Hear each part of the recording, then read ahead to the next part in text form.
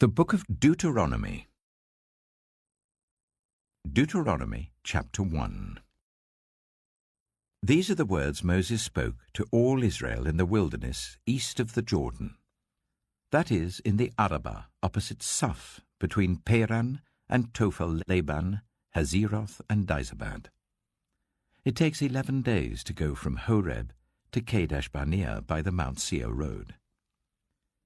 In the 40th year, on the first day of the 11th month, Moses proclaimed to the Israelites all that the Lord had commanded him concerning them. This was after he had defeated Sihon, king of the Amorites, who reigned at Heshbon, and at Edrei had defeated Og, king of Bashan, who reigned in Ashtaroth. East of the Jordan in the territory of Moab, Moses began to expound this law, saying, "The Lord our God said to us at Horeb, 'You have stayed long enough at this mountain. Break camp and advance into the hill country of the Amorites. Go to all the neighboring peoples in the Arabah, in the mountains, in the western foothills, in the Negev and along the coast, to the land of the Canaanites and to Lebanon, as far as the great river, the Euphrates. See, I have given you this land.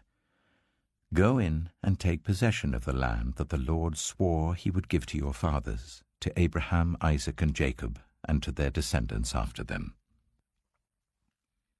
At that time I said to you, 'You are too heavy a burden for me to carry alone. The Lord your God has increased your numbers, so that today you are as numerous as the stars in the sky. May the Lord, the God of your ancestors, increase you 1,000 times and bless you as he has promised. But how can I bear your problems and your burdens and your disputes all by myself? Choose some wise, understanding, and respected men from each of your tribes, and I will set them over you.' You answered me, 'What you propose to do is good.' So I took the leading men of your tribes, wise and respected men, and appointed them to have authority over you, as commanders of thousands, of hundreds, of 50s, and of 10s, and as tribal officials. And I charged your judges at that time, 'Hear the disputes between your people and judge fairly, whether the case is between two Israelites or between an Israelite and a foreigner residing among you. Do not show partiality in judging. Hear both small and great alike. Do not be afraid of anyone, for judgment belongs to God. Bring me any case too hard for you, and I will hear it.' And at that time I told you everything you were to do. Then, as the Lord our God commanded us, we set out from Horeb and went towards the hill country of the Amorites, through all that vast and dreadful wilderness that you have seen. And so we reached Kadesh-Barnea. Then I said to you, 'You have reached the hill country of the Amorites, which the Lord our God is giving us. See, the Lord your God has given you the land. Go up and take possession of it, as the Lord, the God of your ancestors, told you. Do not be afraid. Do not be discouraged.' Then all of you came to me and said, 'Let us send men ahead to spy out the land for us and bring back a report about the route we are to take and the towns we will come to.' The idea seemed good to me. So I selected 12 of you, 1 man from each tribe. They left and went up into the hill country and came to the valley of Eshcol and explored it. Taking with them some of the fruit of the land, they brought it down to us and reported, 'It is a good land that the Lord our God is giving us.' But you were unwilling to go up. You rebelled against the command of the Lord your God. You grumbled in your tents and said, 'The Lord hates us, so he brought us out of Egypt to deliver us into the hands of the Amorites to destroy us. Where can we go? Our brothers have made our hearts melt in fear. They say, "The people are stronger and taller than we are. The cities are large, with walls up to the sky. We even saw the Anakites there." Then I said to you, "Do not be terrified. Do not be afraid of them. The Lord your God, who is going before you, will fight for you as he did for you in Egypt before your very eyes, and in the wilderness. There you saw how the Lord your God carried you as a father carries his son, all the way you went until you reached this place. In spite of this, you did not trust in the Lord your God, who went ahead of you on your journey, in fire by night and in a cloud by day, to search out places for you to camp and to show you the way you should go. When the Lord heard what you said, he was angry and solemnly swore, "No one from this evil generation shall see the good land I swore to give your ancestors, except Caleb, son of Jephunneh. He will see it, and I will give him and his descendants the land he set his feet on, because he followed the Lord wholeheartedly." Because of you the Lord became angry with me also, and said, "You shall not enter it either. But your assistant Joshua, son of Nun, will enter it. Encourage him, because he will lead Israel to inherit it. And the little ones that you said would be taken captive, your children who do not yet know good from bad, they will enter the land. I will give it to them, and they will take possession of it. But as for you, turn round and set out towards the desert along the route to the Red Sea." Then you replied, "We have sinned against the Lord. We will go up and fight as the Lord our God commanded us." So every one of you put on his weapons, thinking it easy to go up into the hill country. But the Lord said to me, "Tell them, do not go up and fight, because I will not be with you. You will be defeated by your enemies." So I told you, but you would not listen.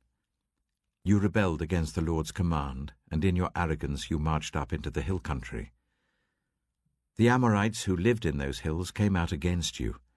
They chased you like a swarm of bees, and beat you down from Seir all the way to Hormah. You came back and wept before the Lord, but he paid no attention to your weeping and turned a deaf ear to you. And so you stayed in Kadesh many days, all the time you spent there.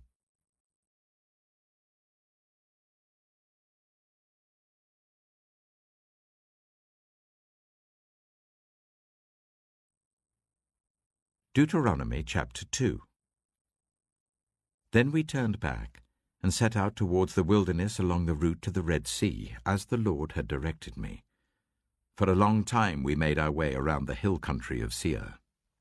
Then the Lord said to me, "You have made your way around this hill country long enough.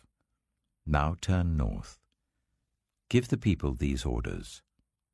You are about to pass through the territory of your relatives, the descendants of Esau, who live in Seir.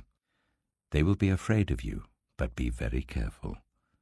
Do not provoke them to war. For I will not give you any of their land, not even enough to put your foot on. I have given Esau the hill country of Seir as his own. You are to pay them in silver for the food you eat and the water you drink. The Lord your God has blessed you in all the work of your hands. He has watched over your journey through this vast wilderness. These 40 years the Lord your God has been with you, and you have not lacked anything. So we went on past our relatives, the descendants of Esau who live in Seir. We turned from the Arabah road, which comes up from Elath and Ezion-Geber, and travelled along the desert road of Moab. Then the Lord said to me, "Do not harass the Moabites or provoke them to war, for I will not give you any part of their land.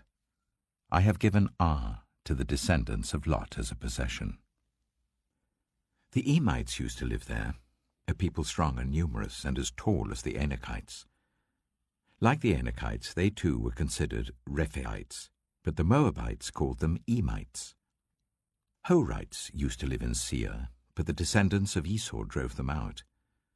They destroyed the Horites from before them and settled in their place, just as Israel did in the land the Lord gave them as their possession.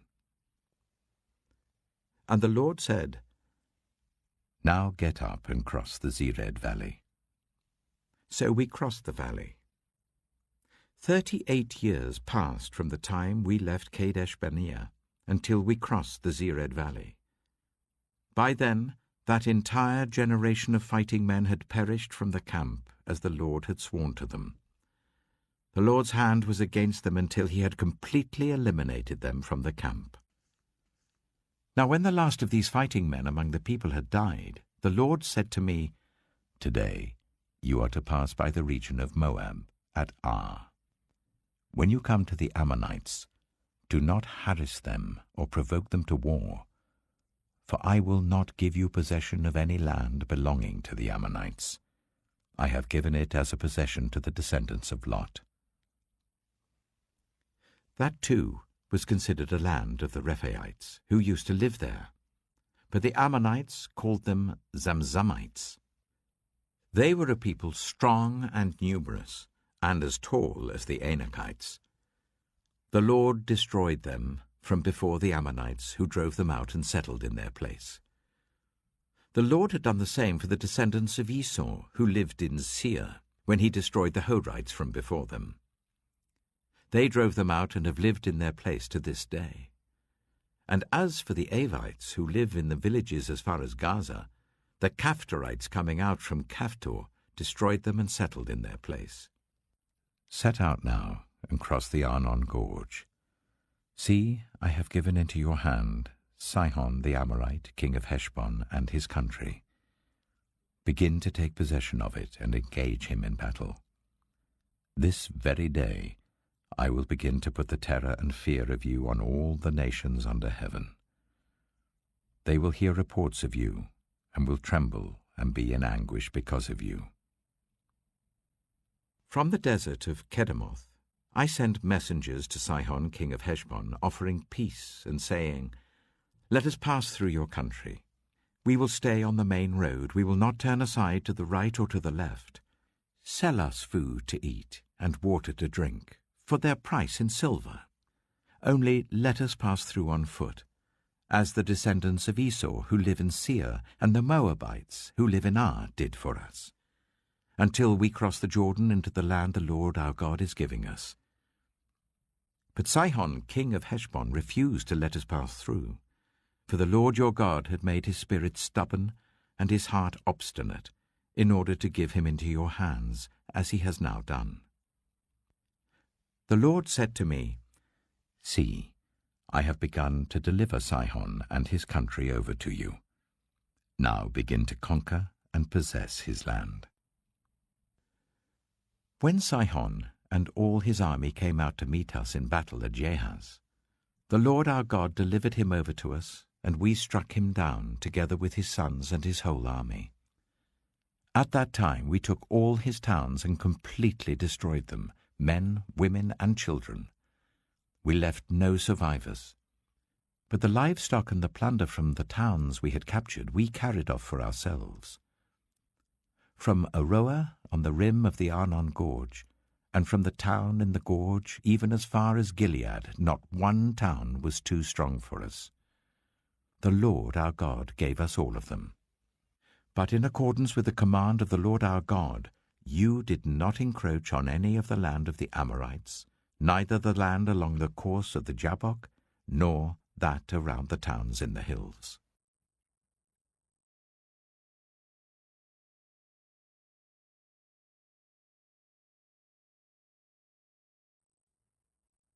Deuteronomy chapter 3. Next we turned and went up along the road towards Bashan. And Og, king of Bashan, with his whole army marched out to meet us in battle at Edrei. The Lord said to me, "Do not be afraid of him, for I have delivered him into your hands, along with his whole army and his land. Do to him what you did to Sihon, king of the Amorites, who reigned in Heshbon." So the Lord our God also gave into our hands Og, king of Bashan, and all his army. We struck them down, leaving no survivors. At that time we took all his cities. There was not one of the 60 cities that we did not take from them, the whole region of Argob, Og's kingdom in Bashan. All these cities were fortified with high walls and with gates and bars, and there were also a great many unwalled villages. We completely destroyed them, as we had done with Sihon, king of Heshbon, destroying every city, men, women, and children. But all the livestock and the plunder from their cities we carried off for ourselves. So at that time we took from these 2 kings of the Amorites the territory east of the Jordan, from the Arnon Gorge as far as Mount Hermon. Hermon is called Sirion by the Sidonians. The Amorites call it Sinea. We took all the towns on the plateau and all Gilead and all Bashan as far as Salekah and Edrei, towns of Og's kingdom in Bashan. Og, king of Bashan, was the last of the Rephaites. His bed was decorated with iron and was more than 9 cubits long and 4 cubits wide. It is still in Rabbah of the Ammonites. Of the land that we took over at that time, I gave the Reubenites and the Gadites the territory north of Aroer, by the Arnon Gorge, including half the hill country of Gilead, together with its towns. The rest of Gilead, and also all of Bashan, the kingdom of Og, I gave to the half-tribe of Manasseh. The whole region of Argob in Bashan used to be known as a land of the Rephaites. Jair, a descendant of Manasseh, took the whole region of Argob as far as the border of the Geshurites and the Maacathites. It was named after him, so that to this day Bashan is called Havoth Jair. And I gave Gilead to Machir. But to the Reubenites and the Gadites I gave the territory extending from Gilead down to the Arnon Gorge, the middle of the gorge being the border, and out to the river Jabbok, which is the border of the Ammonites. Its western border was the Jordan in the Arabah, from Kinnereth to the sea of the Arabah, that is, the Dead Sea, below the slopes of Pisgah. I commanded you at that time, the Lord your God has given you this land to take possession of it, but all your able-bodied men armed for battle must cross over ahead of the other Israelites. However, your wives, your children, and your livestock, I know you have much livestock, may stay in the towns I have given you, until the Lord gives rest to your fellow Israelites as he has to you. And they too have taken over the land that the Lord your God is giving them across the Jordan. After that, each of you may go back to the possession I have given you. At that time, I commanded Joshua, you have seen with your own eyes all that the Lord your God has done to these 2 kings. The Lord will do the same to all the kingdoms over there where you are going. Do not be afraid of them. The Lord your God himself will fight for you. At that time I pleaded with the Lord, Sovereign Lord, you have begun to show to your servant your greatness and your strong hand. For what God is there in heaven or on earth who can do the deeds and mighty works you do? Let me go over and see the good land beyond the Jordan, that fine hill country and Lebanon. But because of you, the Lord was angry with me and would not listen to me. That is enough, the Lord said. Do not speak to me any more about this matter. Go up to the top of Pisgah and look west and north and south and east. Look at the land with your own eyes, since you are not going to cross this Jordan. But commission Joshua and encourage and strengthen him, for he will lead this people across and will cause them to inherit the land that you will see. So we stayed in the valley near Beth Peor.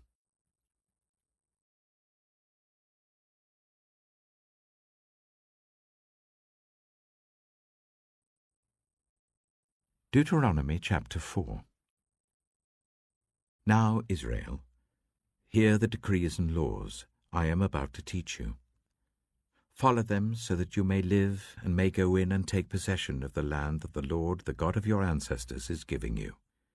Do not add to what I command you, and do not subtract from it, but keep the commands of the Lord your God that I give you. You saw with your own eyes what the Lord did at Baal Peor. The Lord your God destroyed from among you everyone who followed the Baal of Peor. But all of you who held fast to the Lord your God are still alive today. See, I have taught you decrees and laws as the Lord my God commanded me, so that you may follow them in the land you are entering to take possession of it. Observe them carefully, for this will show your wisdom and understanding to the nations, who will hear about all these decrees and say, "Surely this great nation is a wise and understanding people." What other nation is so great as to have their gods near them, the way the Lord our God is near us, whenever we pray to him? And what other nation is so great as to have such righteous decrees and laws as this body of laws I am setting before you today? Only be careful and watch yourselves closely, so that you do not forget the things your eyes have seen, or let them fade from your heart as long as you live. Teach them to your children and to their children after them. Remember the day you stood before the Lord your God at Horeb, when he said to me, "Assemble the people before me to hear my words, so that they may learn to revere me as long as they live in the land, and may teach them to their children." You came near and stood at the foot of the mountain, while it blazed with fire to the very heavens, with black clouds and deep darkness. Then the Lord spoke to you out of the fire. You heard the sounds of words, but saw no form. There was only a voice. He declared to you his covenant, the 10 Commandments, which he commanded you to follow, and then wrote them on 2 stone tablets. And the Lord directed me at that time to teach you the decrees and laws you are to follow in the land that you are crossing the Jordan to possess. You saw no form of any kind the day the Lord spoke to you at Horeb out of the fire. Therefore watch yourselves very carefully, so that you do not become corrupt and make for yourselves an idol, an image of any shape, whether formed like a man or a woman, or like any animal on earth, or any bird that flies in the air, or like any creature that moves along the ground, or any fish in the waters below. And when you look up to the sky and see the sun, the moon, and the stars, all the heavenly array, do not be enticed into bowing down to them and worshipping things the Lord your God has apportioned to all the nations under heaven. But as for you, the Lord took you and brought you out of the iron-smelting furnace, out of Egypt, to be the people of his inheritance, as you now are. The Lord was angry with me because of you, and he solemnly swore that I would not cross the Jordan and enter the good land the Lord your God is giving you as your inheritance. I will die in this land. I will not cross the Jordan. But you are about to cross over and take possession of that good land. Be careful not to forget the covenant of the Lord your God that he made with you. Do not make for yourselves an idol in the form of anything the Lord your God has forbidden. For the Lord your God is a consuming fire, a jealous God.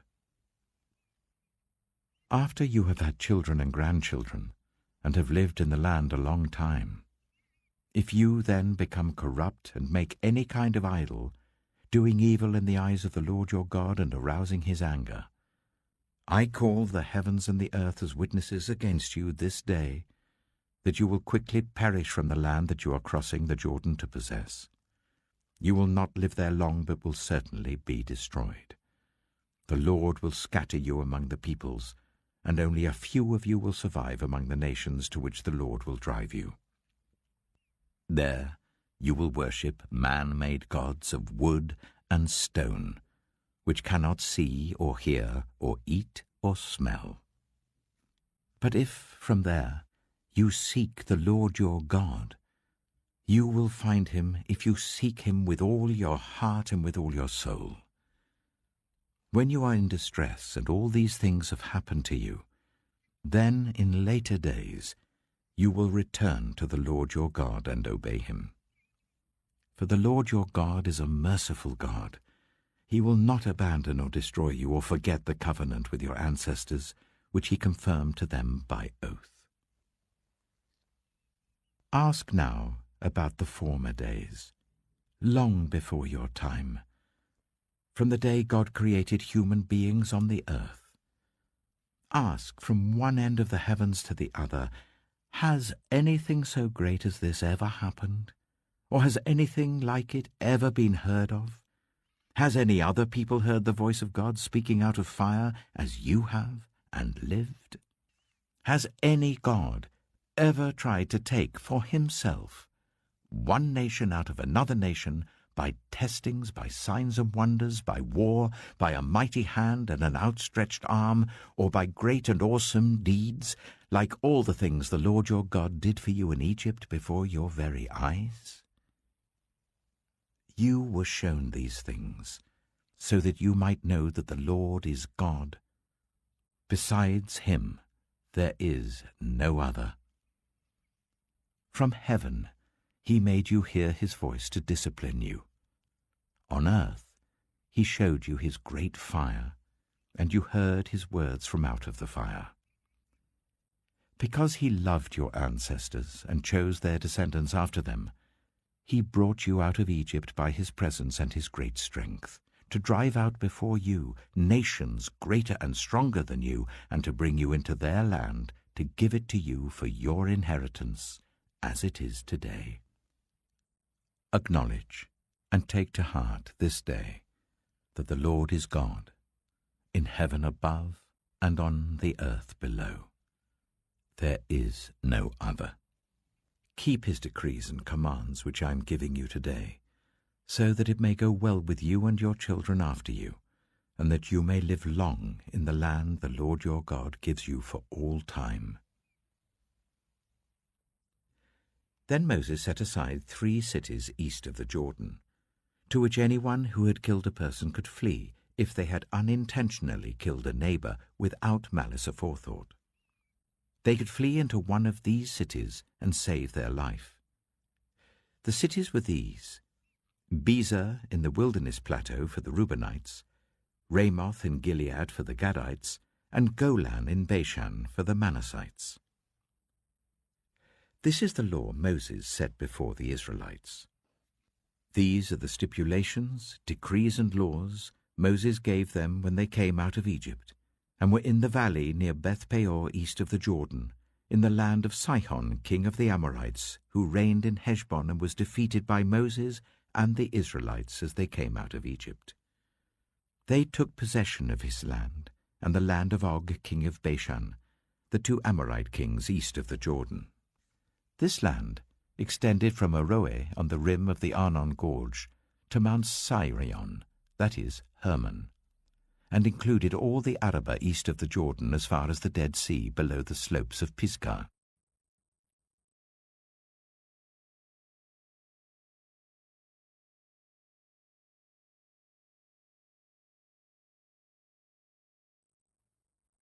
Deuteronomy chapter 5. Moses summoned all Israel and said, "Hear, Israel, the decrees and the laws I declare in your hearing today. Learn them and be sure to follow them. The Lord our God made a covenant with us at Horeb. It was not with our ancestors that the Lord made this covenant, but with us, with all of us who are alive here today. The Lord spoke to you face to face out of the fire on the mountain. At that time I stood between the Lord and you to declare to you the word of the Lord, because you were afraid of the fire and did not go up the mountain. And he said, I am the Lord your God, who brought you out of Egypt, out of the land of slavery. You shall have no other gods before me. You shall not make for yourself an image in the form of anything in heaven above, or on the earth beneath, or in the waters below. You shall not bow down to them, or worship them. For I, the Lord your God, am a jealous God, punishing the children for the sin of the parents to the 3rd and 4th generation of those who hate me, but showing love to 1,000 generations of those who love me and keep my commandments. You shall not misuse the name of the Lord your God, for the Lord will not hold anyone guiltless who misuses his name. Observe the Sabbath day by keeping it holy, as the Lord your God has commanded you. 6 days you shall labor and do all your work, but the 7th day is a Sabbath to the Lord your God. On it you shall not do any work, neither you, nor your son or daughter, nor your male or female servant, nor your ox, your donkey, or any of your animals, nor any foreigner residing in your towns, so that your male and female servants may rest, as you do. Remember that you were slaves in Egypt, and that the Lord your God brought you out of there with a mighty hand and an outstretched arm. Therefore the Lord your God has commanded you to observe the Sabbath day. Honor your father and your mother, as the Lord your God has commanded you, so that you may live long, and that it may go well with you in the land the Lord your God is giving you. You shall not murder. You shall not commit adultery. You shall not steal. You shall not give false testimony against your neighbor. You shall not covet your neighbor's wife. You shall not set your desire on your neighbor's house or land, his male or female servant, his ox or donkey, or anything that belongs to your neighbor. These are the commandments the Lord proclaimed in a loud voice to your whole assembly there on the mountain from out of the fire, the cloud, and the deep darkness, and he added nothing more. Then he wrote them on 2 stone tablets and gave them to me. When you heard the voice out of the darkness, while the mountain was ablaze with fire, all the leaders of your tribes and your elders came to me. And you said, "The Lord our God has shown us his glory and his majesty, and we have heard his voice from the fire. Today we have seen that a person can live, even if God speaks with them. But now, why should we die? This great fire will consume us, and we will die if we hear the voice of the Lord our God any longer. For what mortal has ever heard the voice of the living God speaking out of fire, as we have, and survived? Go near and listen to all that the Lord our God says. Then tell us whatever the Lord our God tells you. We will listen and obey." The Lord heard you when you spoke to me, and the Lord said to me, "I have heard what this people said to you. Everything they said was good. Oh, that their hearts would be inclined to fear me, and keep all my commands always, so that it might go well with them and their children forever. Go, tell them to return to their tents.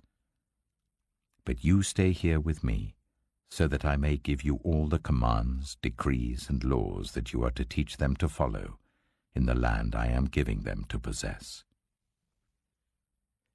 So be careful to do what the Lord your God has commanded you. Do not turn aside to the right or to the left. Walk in obedience to all that the Lord your God has commanded you, so that you may live and prosper and prolong your days in the land that you will possess.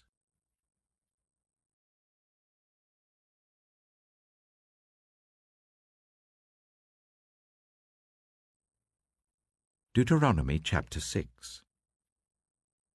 These are the commands, decrees, and laws the Lord your God directed me to teach you, to observe in the land you are crossing the Jordan to possess, so that you, your children, and their children after them may fear the Lord your God as long as you live, by keeping all his decrees and commands that I give you, and so that you may enjoy long life. Hear, Israel, and be careful to obey, so that it may go well with you, and that you may increase greatly in a land flowing with milk and honey, just as the Lord, the God of your ancestors, promised you. Hear, O Israel, the Lord our God, the Lord is one. Love the Lord your God with all your heart, and with all your soul, and with all your strength. These commandments that I give you today are to be on your hearts. Impress them on your children. Talk about them when you sit at home and when you walk along the road, when you lie down and when you get up. Tie them as symbols on your hands and bind them on your foreheads. Write them on the door frames of your houses and on your gates. When the Lord your God brings you into the land he swore to your fathers, to Abraham, Isaac, and Jacob, to give you a land with large, flourishing cities you did not build, houses filled with all kinds of good things you did not provide, wells you did not dig, and vineyards and olive groves you did not plant. Then when you eat and are satisfied, be careful that you do not forget the Lord who brought you out of Egypt, out of the land of slavery. Fear the Lord your God. Serve him only, and take your oaths in his name. Do not follow other gods, the gods of the peoples around you. For the Lord your God who is among you is a jealous God, and his anger will burn against you, and he will destroy you from the face of the land. Do not put the Lord your God to test as you did at Massah. Be sure to keep the commands of the Lord your God and the stipulations and decrees he has given you. Do what is right and good in the Lord's sight, so that it may go well with you, and you may go in and take over the good land that the Lord promised on oath to your ancestors, thrusting out all your enemies before you, as the Lord said. In the future, when your son asks you, "What is the meaning of the stipulations, decrees, and laws the Lord our God has commanded you?" tell him, "We were slaves of Pharaoh in Egypt, but the Lord brought us out of Egypt with a mighty hand. Before our eyes the Lord sent signs and wonders, great and terrible, on Egypt and Pharaoh and his whole household. But he brought us out from there, to bring us in and give us the land that he promised on oath to our ancestors. The Lord commanded us to obey all these decrees and to fear the Lord our God, so that we might always prosper and be kept alive, as is the case today. And if we are careful to obey all this law before the Lord our God, as he has commanded us, that will be our righteousness."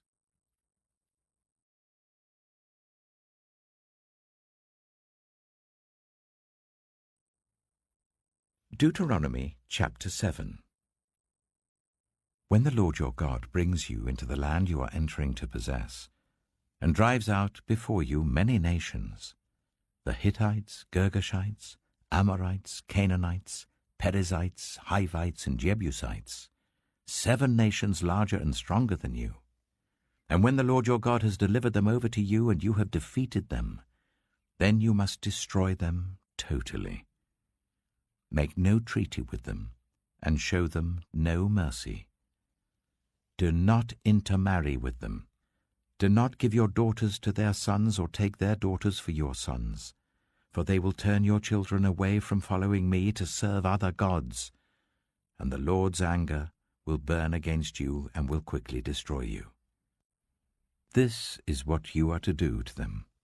Break down their altars, smash their sacred stones, cut down their Asherah poles, and burn their idols in the fire. For you are a people holy to the Lord your God. The Lord your God has chosen you out of all the peoples on the face of the earth to be his people, his treasured possession. The Lord did not set his affection on you and choose you because you were more numerous than other peoples, for you were the fewest of all peoples.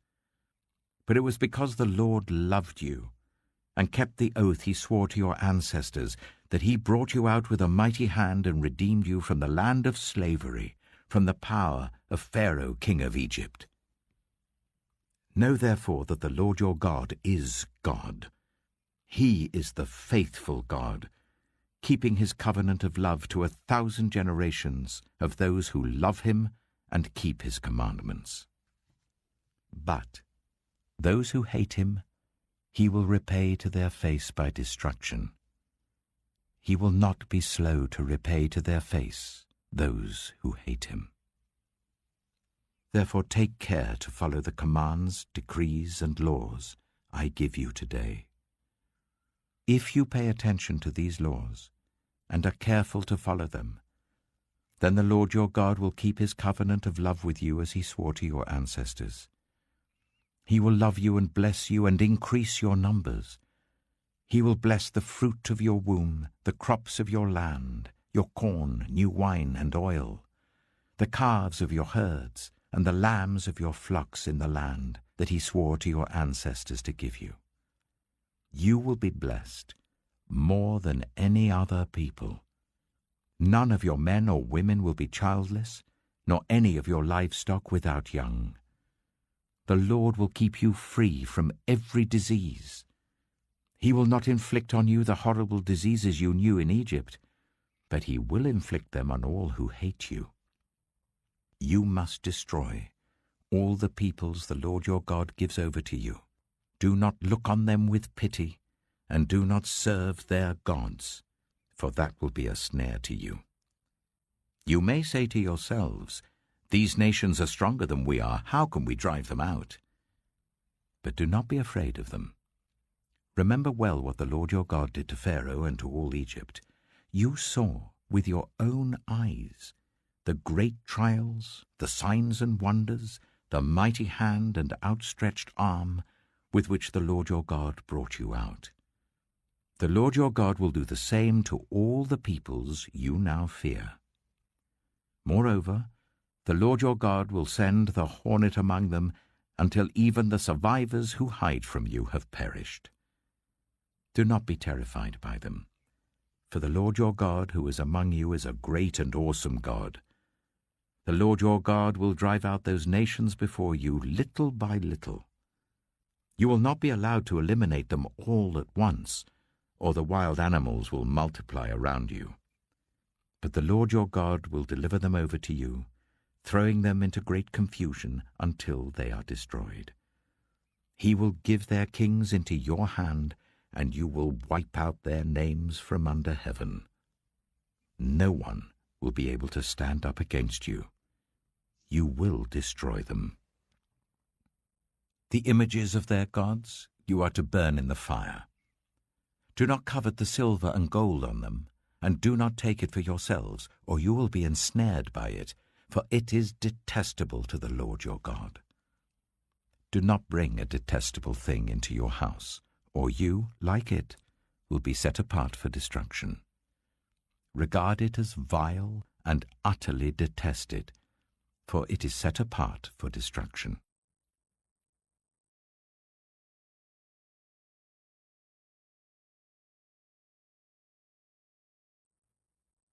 Deuteronomy chapter 8.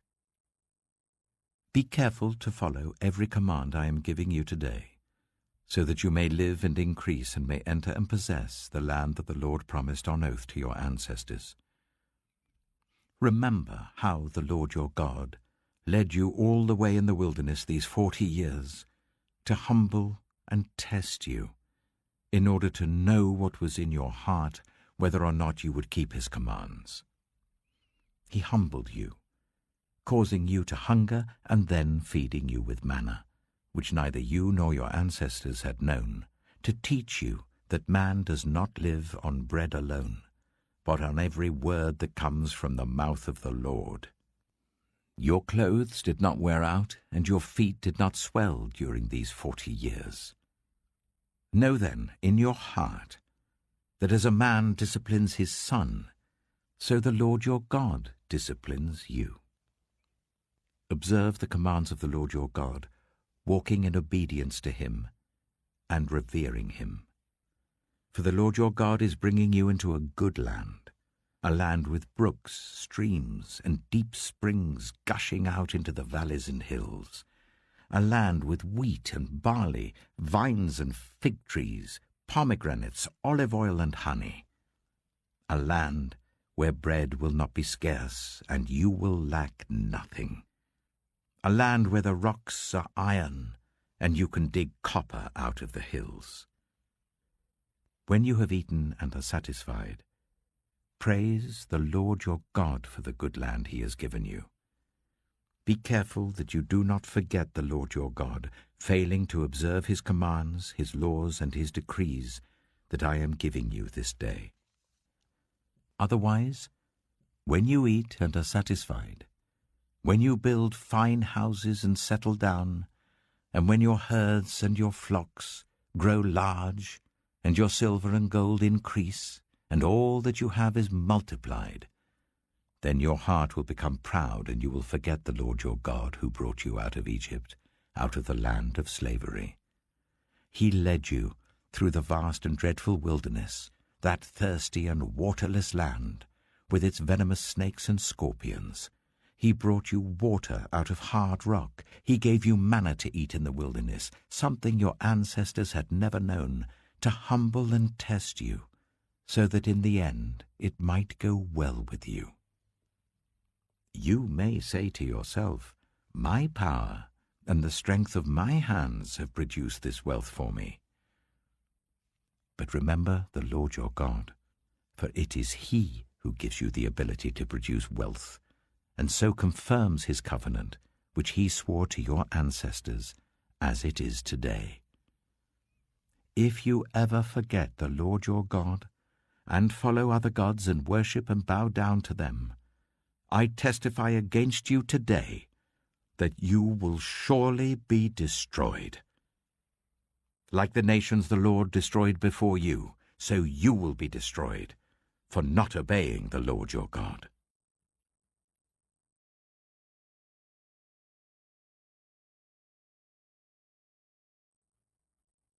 Deuteronomy chapter 9. Hear, Israel.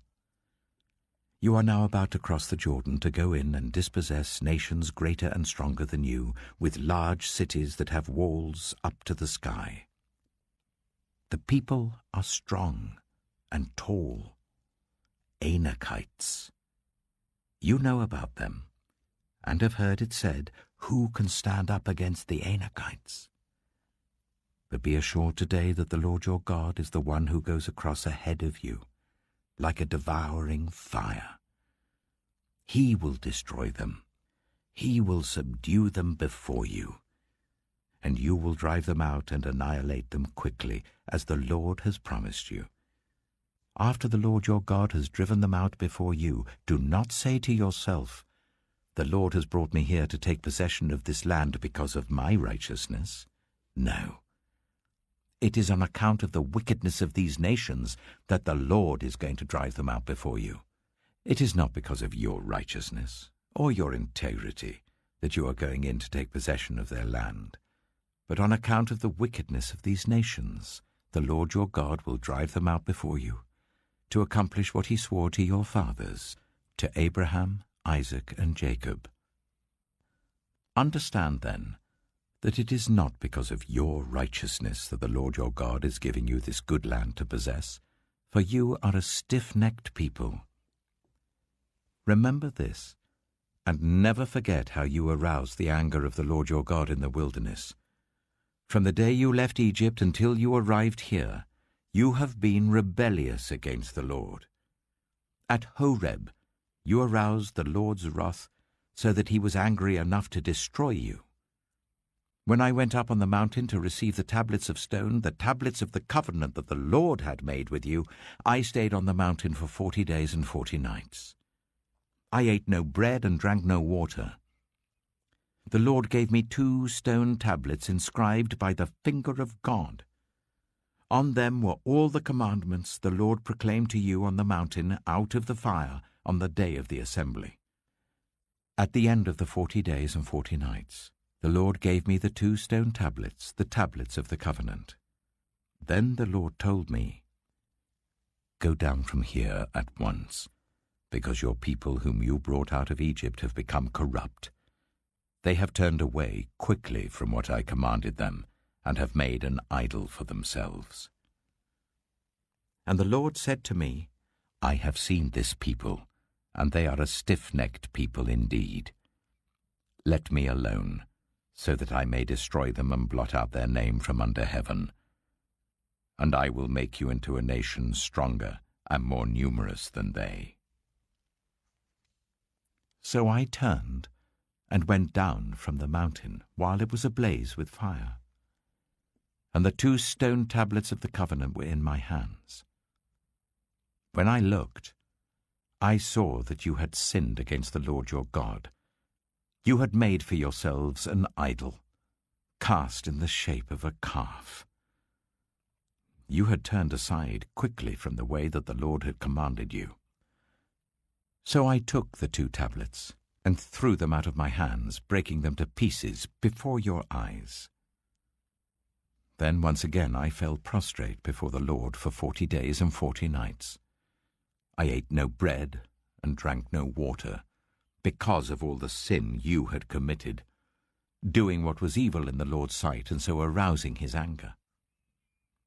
I feared the anger and wrath of the Lord, for he was angry enough with you to destroy you. But again the Lord listened to me. And the Lord was angry enough with Aaron to destroy him. But at that time I prayed for Aaron too. Also, I took that sinful thing of yours, the calf you had made, and burned it in the fire. Then I crushed it and ground it to powder as fine as dust, and threw the dust into a stream that flowed down the mountain. You also made the Lord angry at Taberah, at Massa, and at Kibroth-Hattaavah. And when the Lord sent you out from Kadesh-barnea, he said, "Go up and take possession of the land I have given you." But you rebelled against the command of the Lord your God. You did not trust him or obey him. You have been rebellious against the Lord ever since I have known you.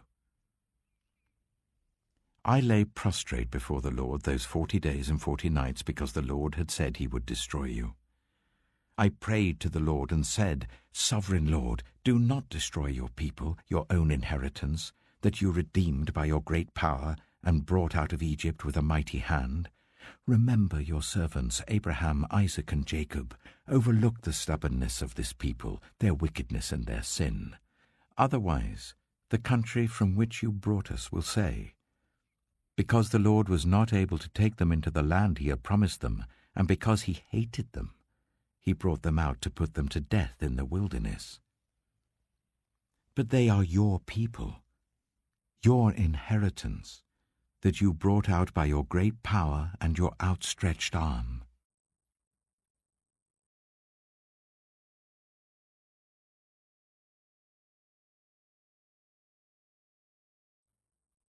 Deuteronomy chapter 10.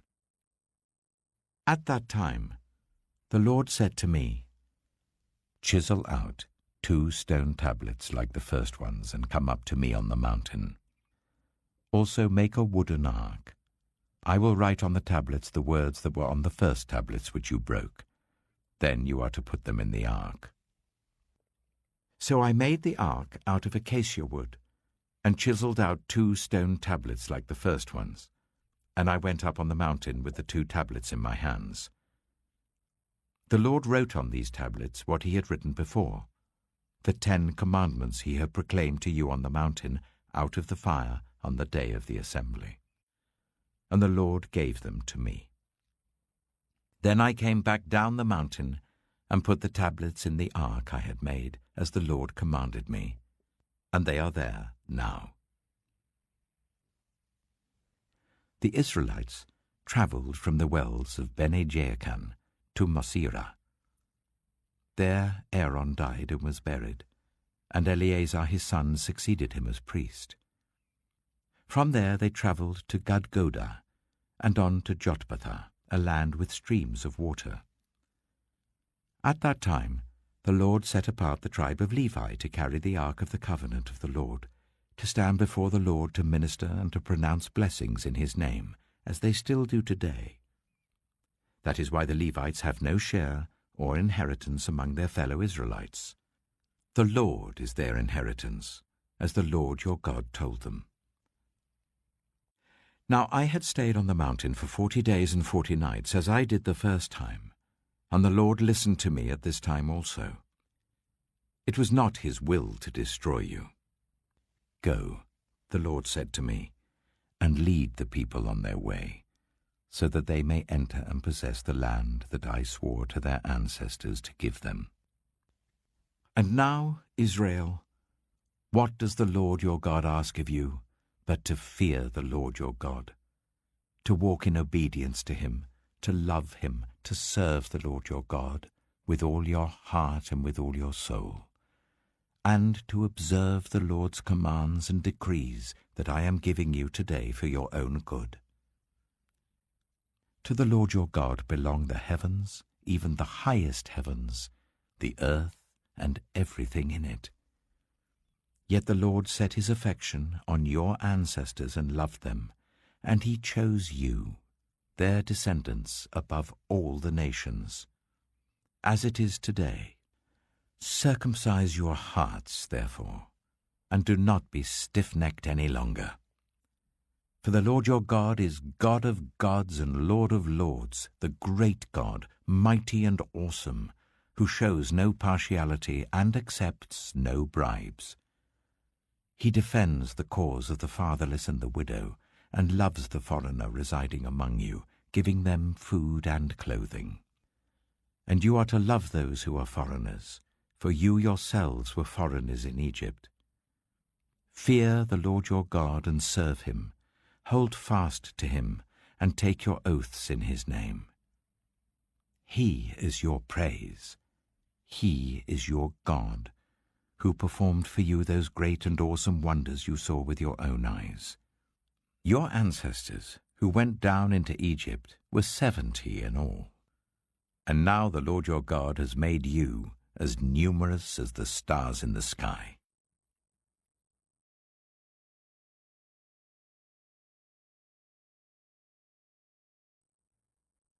Deuteronomy chapter 11.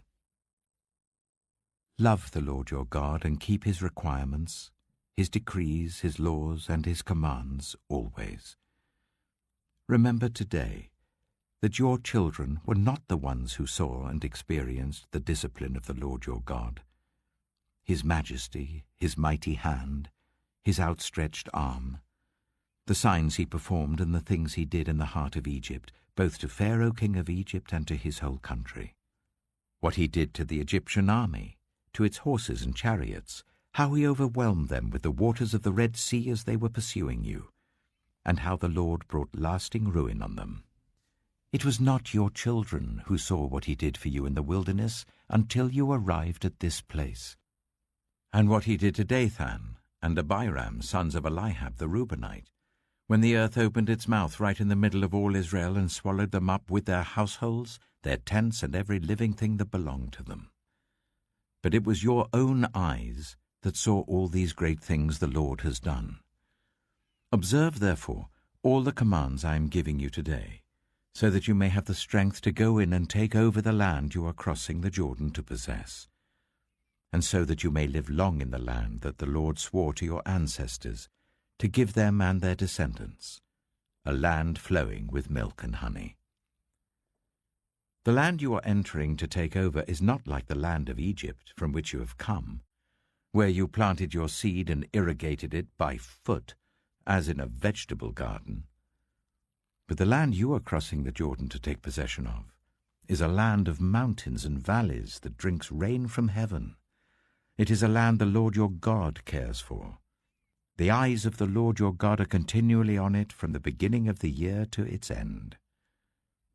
So if you faithfully obey the commands I am giving you today, to love the Lord your God and to serve him with all your heart and with all your soul, then I will send rain on your land in its season, both autumn and spring rains, so that you may gather in your corn, new wine, and olive oil. I will provide grass in the fields for your cattle, and you will eat and be satisfied. Be careful, or you will be enticed to turn away and worship other gods and bow down to them. Then the Lord's anger will burn against you, and he will shut up the heavens so that it will not rain, and the ground will yield no produce, and you will soon perish from the good land the Lord is giving you. Fix these words of mine in your hearts and minds. Tie them as symbols on your hands and bind them on your foreheads. teach them to your children, talking about them when you sit at home and when you walk along the road, when you lie down and when you get up. Write them on the door frames of your houses and on your gates, so that your days and the days of your children may be many in the land that the Lord swore to give your ancestors, as many as the days that the heavens are above the earth. If you carefully observe all these commands I am giving you to follow, to love the Lord your God, to walk in obedience to him and to hold fast to him, then the Lord will drive out all these nations before you, and you will dispossess nations larger and stronger than you. Every place where you set your foot will be yours. Your territory will extend from the desert to Lebanon, and from the river Euphrates to the Mediterranean Sea. No one will be able to stand against you. The Lord your God, as he promised you, will put the terror and fear of you on the whole land wherever you go. See, I am setting before you today a blessing and a curse. The blessing, if you obey the commands of the Lord your God that I am giving you today. The curse, if you disobey the commands of the Lord your God, and turn from the way that I command you today by following other gods, which you have not known. When the Lord your God has brought you into the land you are entering to possess, you are to proclaim on Mount Gerizim the blessings, and on Mount Ebal the curses.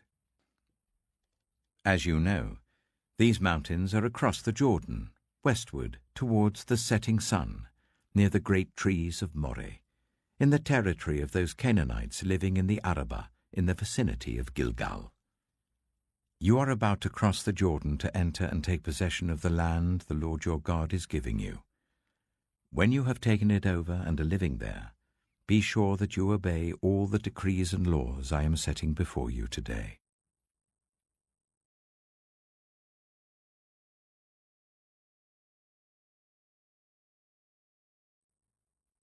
Deuteronomy chapter 12. These are the decrees and laws you must be careful to follow in the land that the Lord, the God of your ancestors, has given you to possess, as long as you live in the land.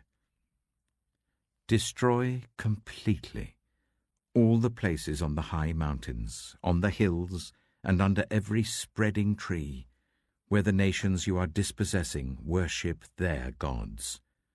Break down their altars, smash their sacred stones, and burn their Asherah poles in the fire. Cut down the idols of their gods and wipe out their names from those places. You must not worship the Lord your God in their way. But you are to seek the place the Lord your God will choose from among all your tribes to put his name there for his dwelling. To that place you must go.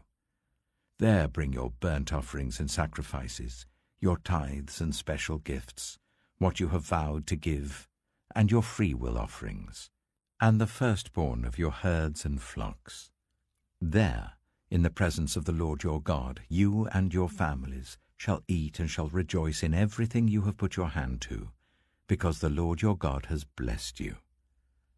You are not to do, as we do here today, everyone doing as they see fit, since you have not yet reached the resting place and the inheritance the Lord your God is giving you. But you will cross the Jordan and settle in the land the Lord your God is giving you as an inheritance, and he will give you rest from all your enemies around you, so that you will live in safety.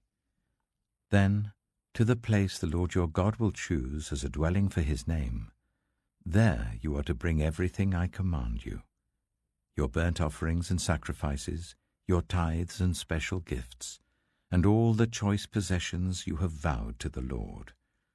And there rejoice before the Lord your God, you, your sons and daughters, your male and female servants, and the Levites from your towns, who have no land allotted to them or any inheritance of their own.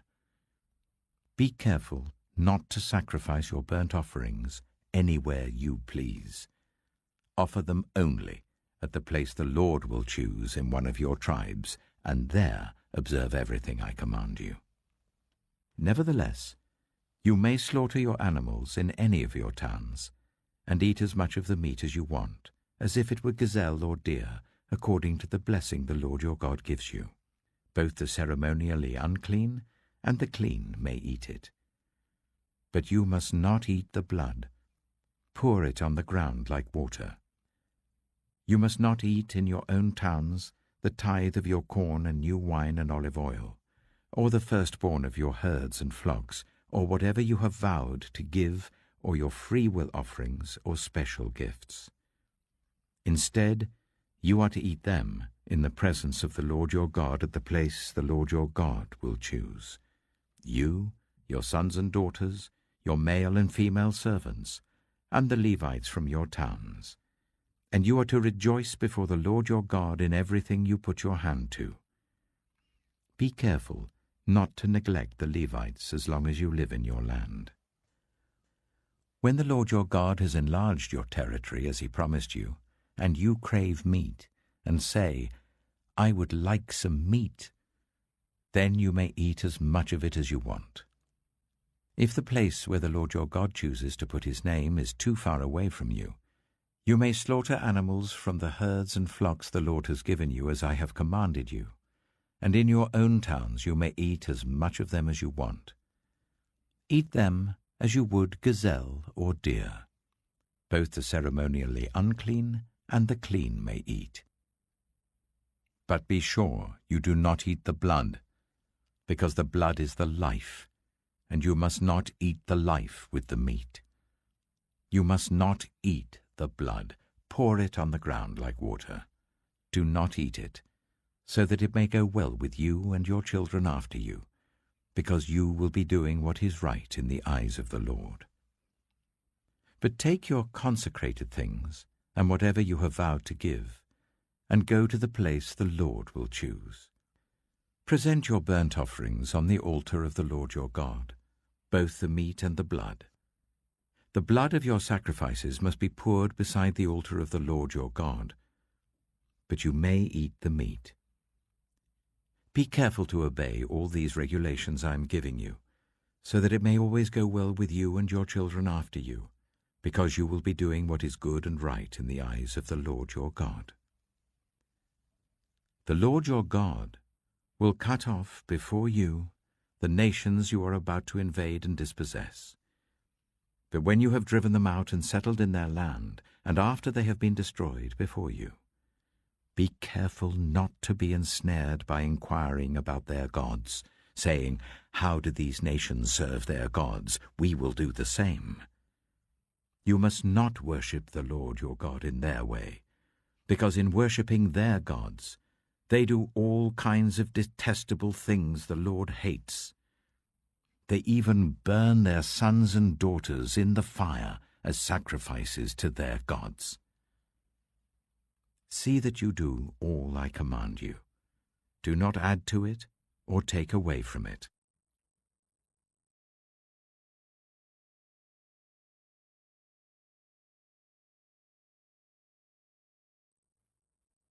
Deuteronomy chapter 13. If a prophet, or one who foretells by dreams, appears among you and announces to you a sign or wonder, and if the sign or wonder spoken of takes place, and the prophet says, Let us follow other gods, gods you have not known, and let us worship them, you must not listen to the words of that prophet or dreamer. The Lord your God is testing you to find out whether you love him with all your heart and with all your soul. It is the Lord your God you must follow, and him you must revere. Keep his commands and obey him, serve him and hold fast to him. That prophet or dreamer must be put to death for inciting rebellion against the Lord your God, who brought you out of Egypt and redeemed you from the land of slavery. That prophet or dreamer tried to turn you from the way the Lord your God commanded you to follow. You must purge the evil from among you. If your very own brother, or your son or daughter, or the wife you love, or your closest friend secretly entices you, saying, "Let us go and worship other gods, gods that neither you nor your ancestors have known, gods of the peoples around you, whether near or far, from one end of the land to the other. Do not yield to them or listen to them. Show them no pity. Do not spare them or shield them.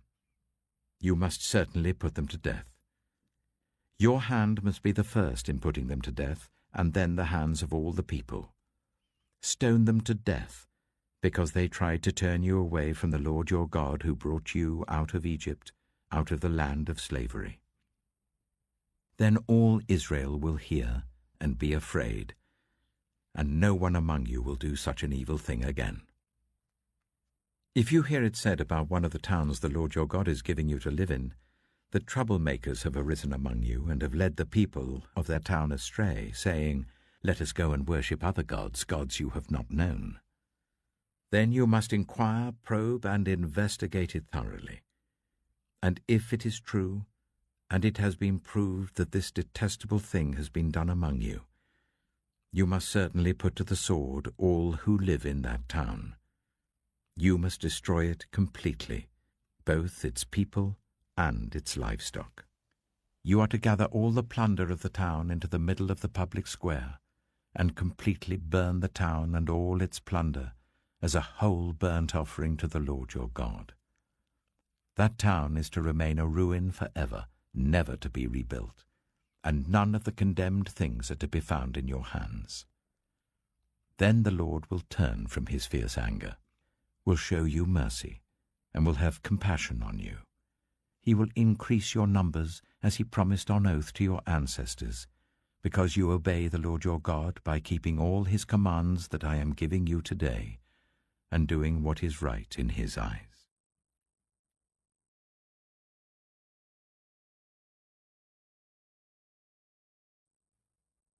Deuteronomy chapter 14. You are the children of the Lord your God.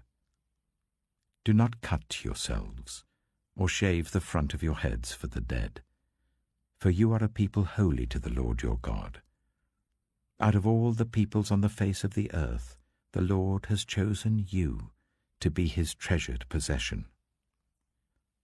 Do not eat any detestable thing.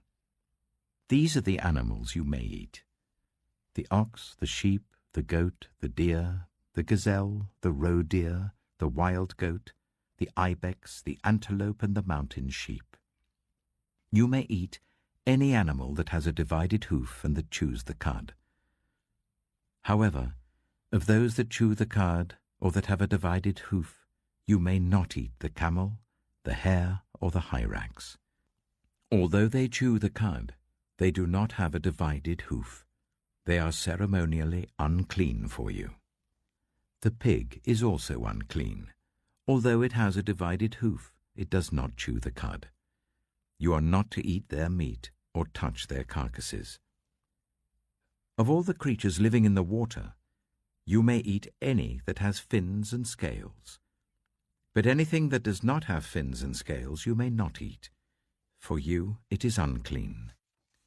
You may eat any clean bird, but these you may not eat: the eagle, the vulture, the black vulture, the red kite, the black kite, any kind of falcon, any kind of raven, the horned owl, the screech owl, the gull, any kind of hawk, the little owl, the great owl, the white owl, the desert owl, the osprey, the cormorant, the stork, any kind of heron, the hoopoe, and the bat.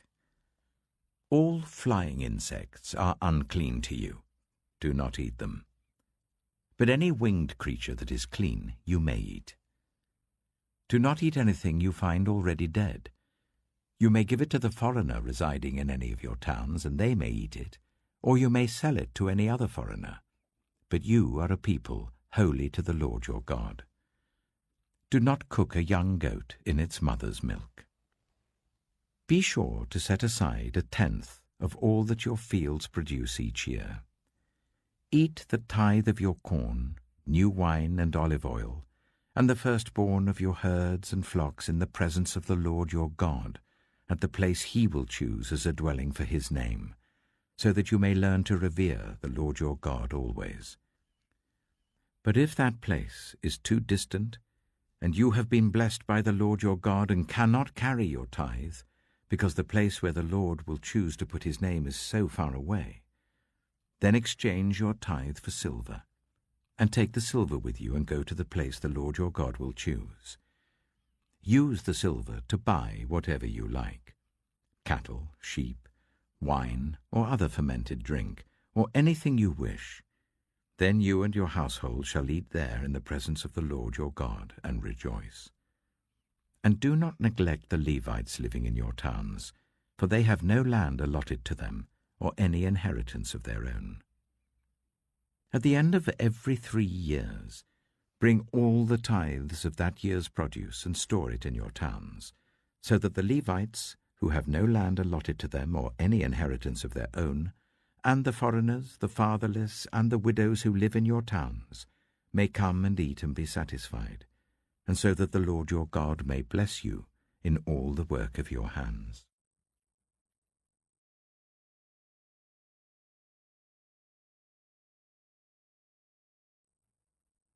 Deuteronomy chapter 15. At the end of every 7 years, you must cancel debts. This is how it is to be done. Every creditor shall cancel any loan they have made to a fellow Israelite. They shall not require payment from anyone among their own people, because the Lord's time for cancelling debts has been proclaimed.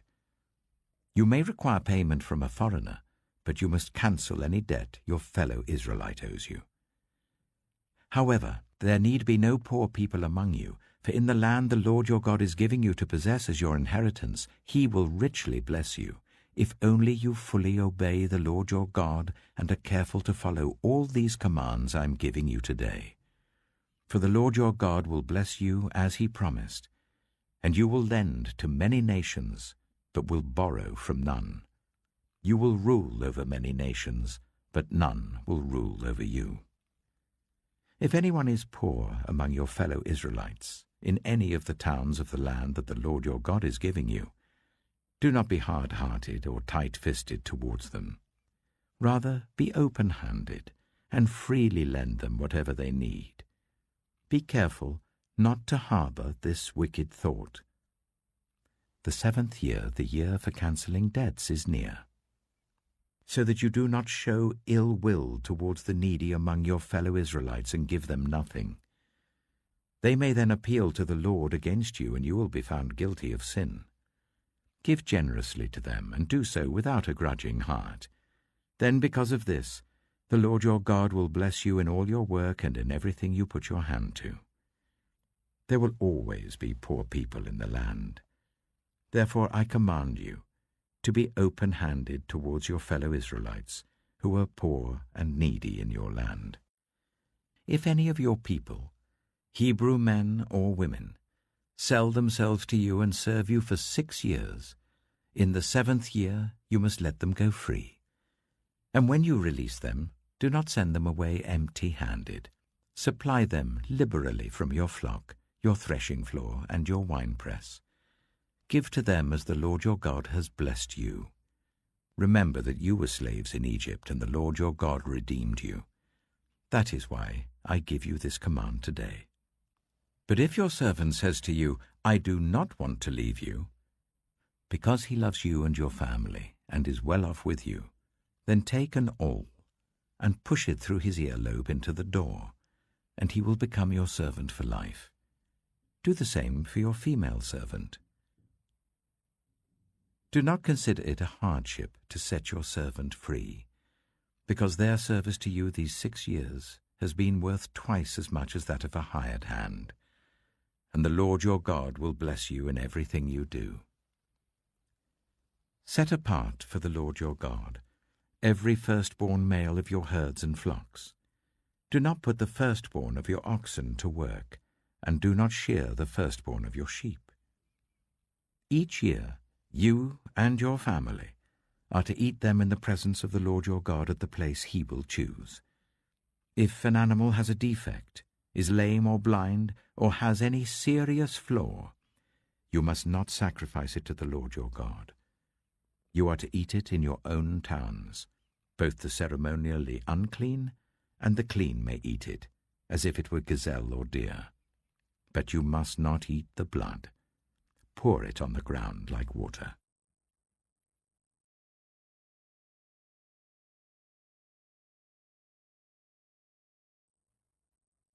Deuteronomy chapter 16. Observe the month of Aviv, and celebrate the Passover of the Lord your God, because in the month of Aviv he brought you out of Egypt by night. Sacrifice as the Passover to the Lord your God an animal from your flock or herd at the place the Lord will choose as a dwelling for his name.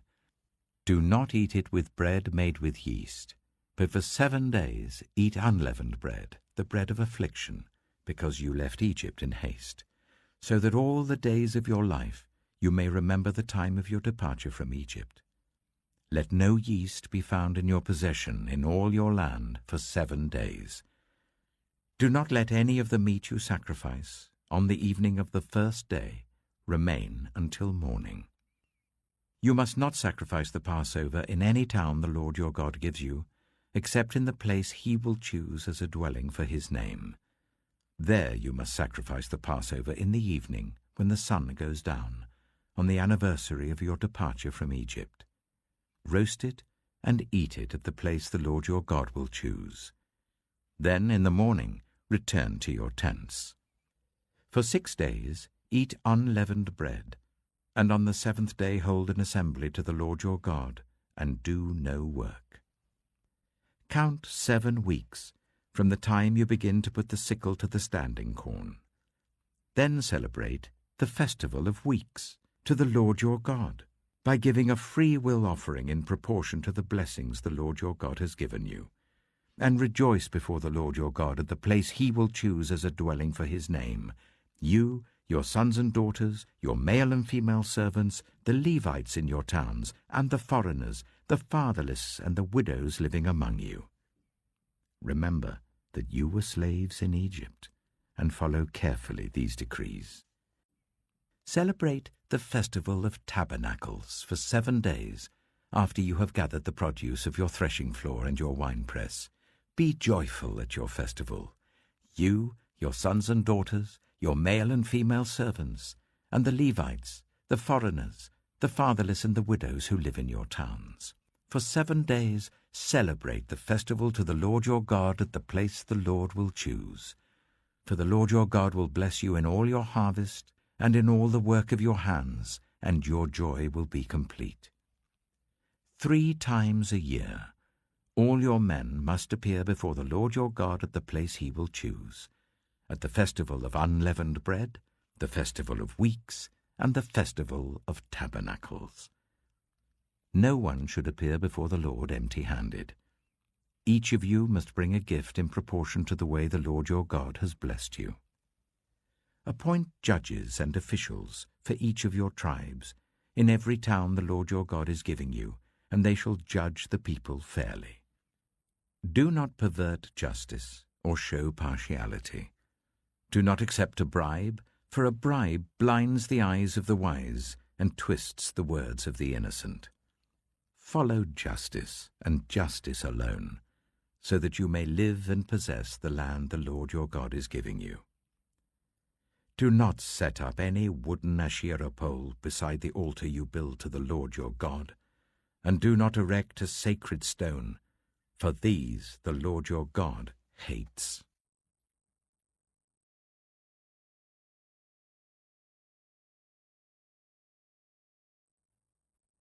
Deuteronomy chapter 17. Do not sacrifice to the Lord your God an ox or a sheep that has any defect or flaw in it, for that would be detestable to him.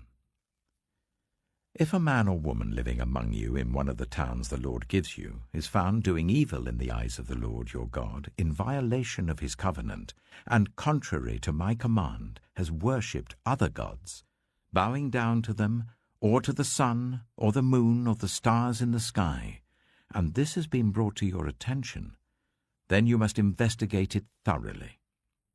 If it is true, and it has been proved that this detestable thing has been done in Israel, Take the man or woman who has done this evil deed to your city gate, and stone that person to death. On the testimony of 2 or 3 witnesses a person is to be put to death, but no one is to be put to death on the testimony of only 1 witness.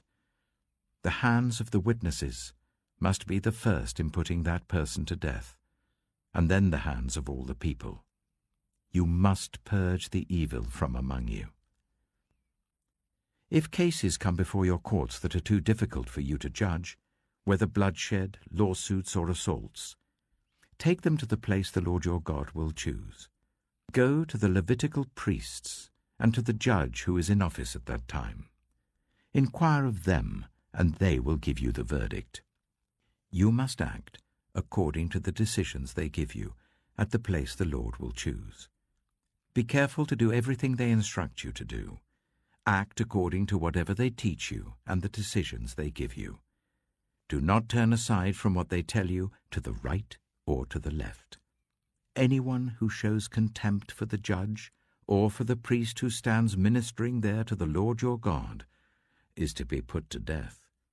You must purge the evil from Israel. All the people will hear and be afraid, and will not be contemptuous again. When you enter the land the Lord your God is giving you, and have taken possession of it and settled in it, and you say, "Let us set a king over us like all the nations around us," be sure to appoint over you a king the Lord your God chooses. He must be from among your fellow Israelites. Do not place a foreigner over you, one who is not an Israelite. The king, moreover, must not acquire great numbers of horses for himself, or make the people return to Egypt to get more of them. For the Lord has told you, you are not to go back that way again. He must not take many wives, or his heart will be led astray. He must not accumulate large amounts of silver and gold. When he takes the throne of his kingdom, he is to write for himself on a scroll a copy of this law, taken from that of the Levitical priests. It is to be with him, and he is to read it all the days of his life, so that he may learn to revere the Lord his God and follow carefully all the words of this law and these decrees, and not consider himself better than his fellow Israelites, and turn from the law to the right or to the left.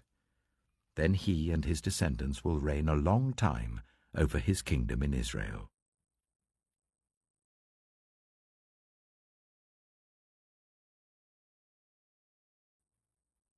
Deuteronomy chapter 18.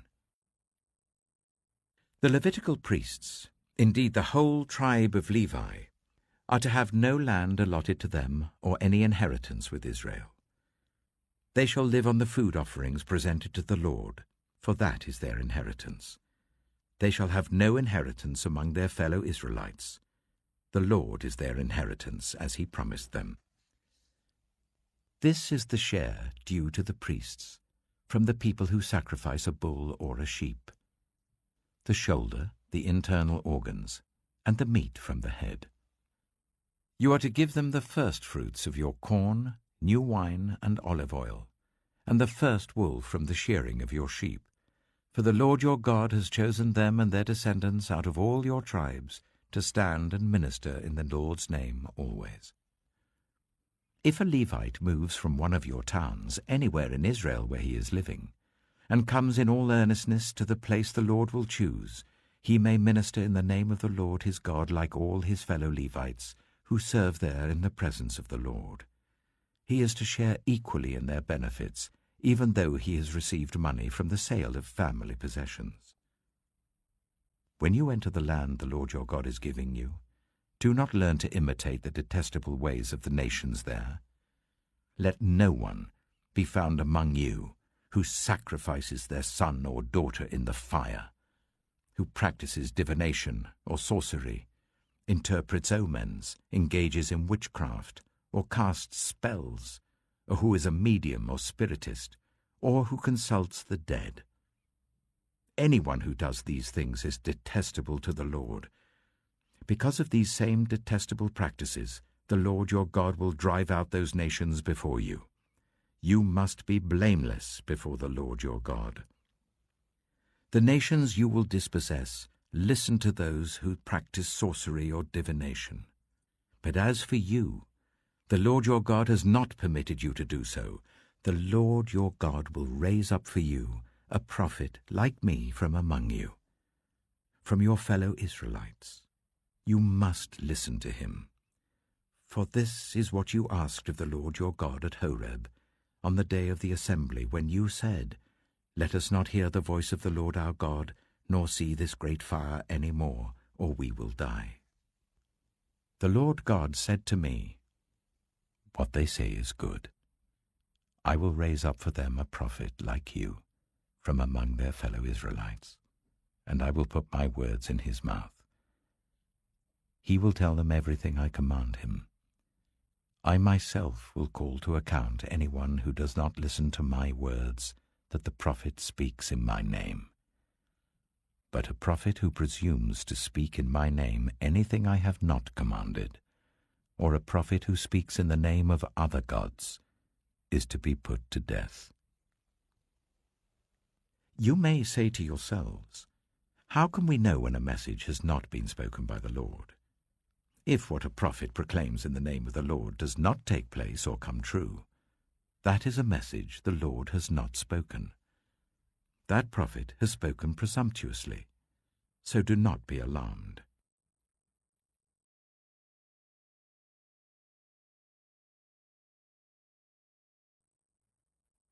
Deuteronomy chapter 19.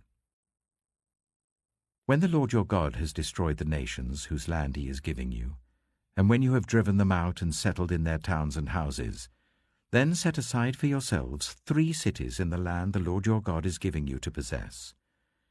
Determine the distances involved, and divide into 3 parts the land the Lord your God is giving you as an inheritance, so that a person who kills someone may flee for refuge to one of these cities.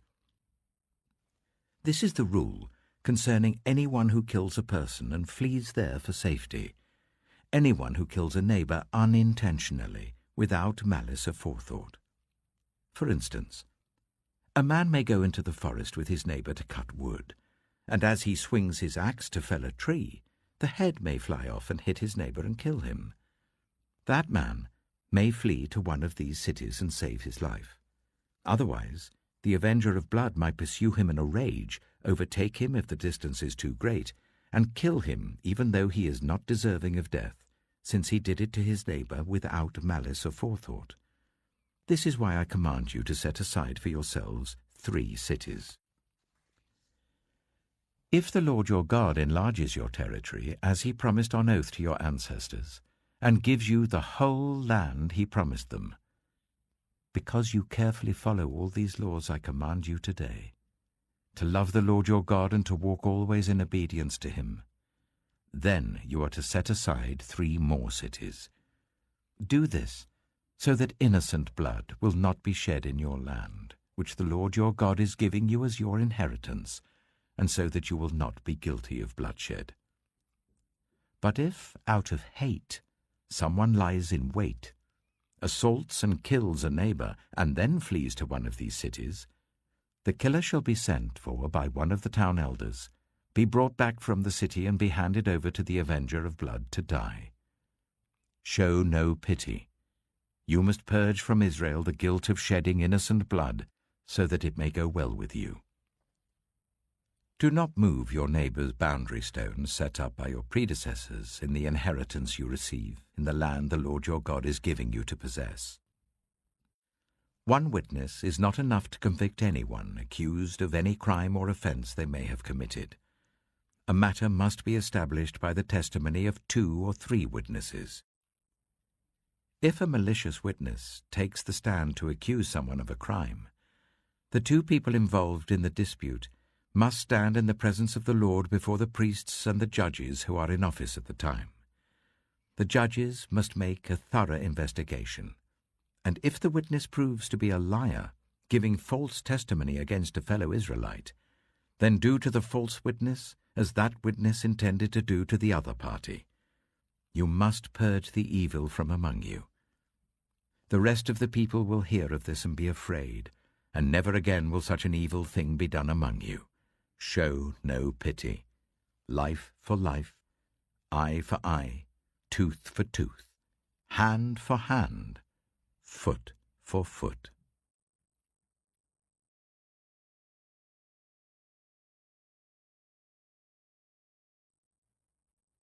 Deuteronomy chapter 20.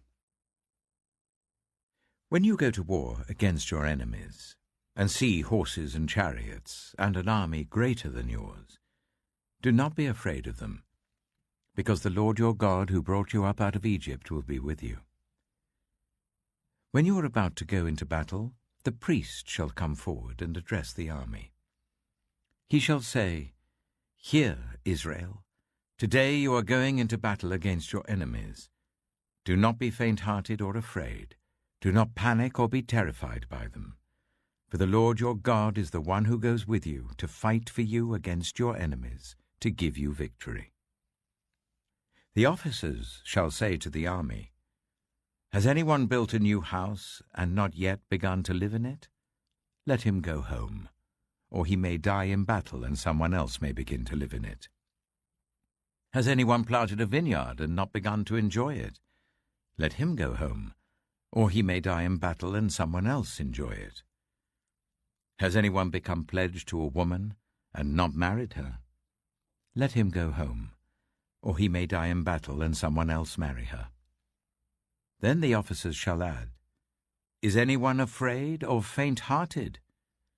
Let him go home, so that his fellow soldiers will not become disheartened too." When the officers have finished speaking to the army, they shall appoint commanders over it. When you march up to attack a city, make its people an offer of peace. If they accept and open their gates, all the people in it shall be subject to forced labor and shall work for you. If they refuse to make peace and they engage you in battle, lay siege to that city. When the Lord your God delivers it into your hand, put to the sword all the men in it. As for the women, the children, the livestock, and everything else in the city, you may take these as plunder for yourselves, and you may use the plunder the Lord your God gives you from your enemies. This is how you are to treat all the cities that are at a distance from you and do not belong to the nations nearby. However, in the cities of the nations the Lord your God is giving you as an inheritance, do not leave alive anything that breathes. Completely destroy them. The Hittites, Amorites, Canaanites, Perizzites, Hivites, and Jebusites, as the Lord your God has commanded you. Otherwise they will teach you to follow all the detestable things they do in worshipping their gods, and you will sin against the Lord your God. When you lay siege to a city for a long time, fighting against it to capture it, do not destroy its trees by putting an axe to them, because you can eat their fruit. Do not cut them down. Are the trees people that you should besiege them? However, you may cut down trees that you know are not fruit trees, and use them to build siege works until the city at war with you falls.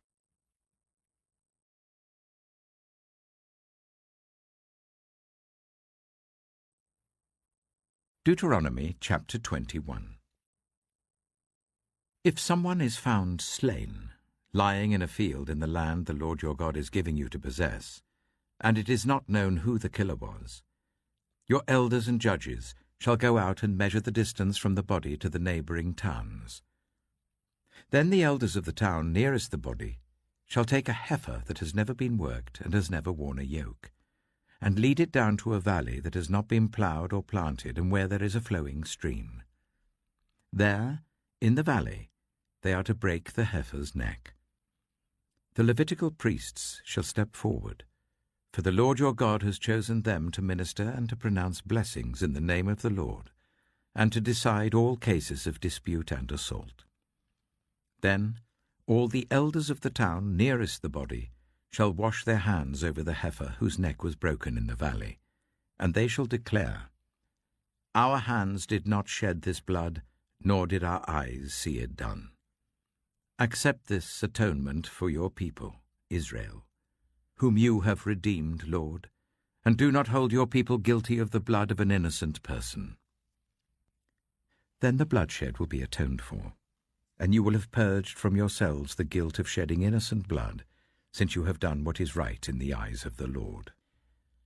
When you go to war against your enemies, and the Lord your God delivers them into your hands, and you take captives, if you notice among the captives a beautiful woman and are attracted to her, you may take her as your wife. Bring her into your home, and make her shave her head, trim her nails, and put aside the clothes she was wearing when captured. After she has lived in your house and mourned her father and mother for a full month, then you may go to her and be her husband, and she shall be your wife.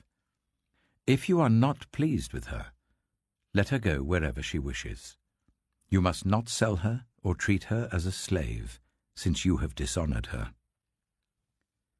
If a man has 2 wives, and he loves one but not the other, and both bear him sons, but the firstborn is the son of the wife he does not love, when he wills his property to his sons, he must not give the rights of the firstborn to the son of the wife he loves, in preference to his actual firstborn, the son of the wife he does not love.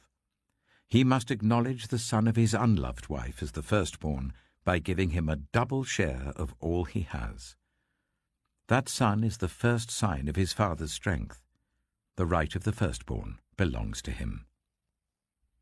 If someone has a stubborn and rebellious son, who does not obey his father and mother, and will not listen to them when they discipline him, his father and mother shall take hold of him, and bring him to the elders at the gate of his town.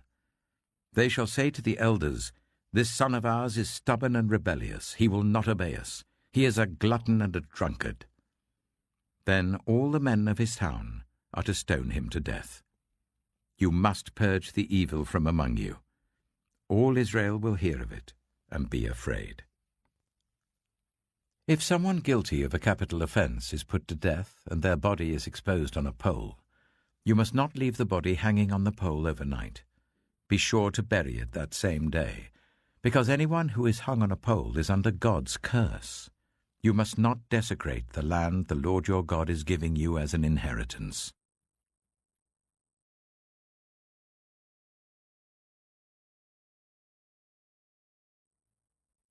Deuteronomy chapter 22. If you see your fellow Israelite's ox or sheep straying, do not ignore it, but be sure to take it back to its owner. If they do not live near you, or if you do not know who owns it, take it home with you and keep it until they come looking for it. Then give it back. Do the same if you find their donkey or cloak or anything else they have lost. Do not ignore it.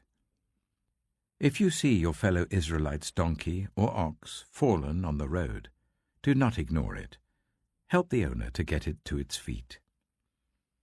A woman must not wear men's clothing, nor a man wear women's clothing, for the Lord your God detests anyone who does this.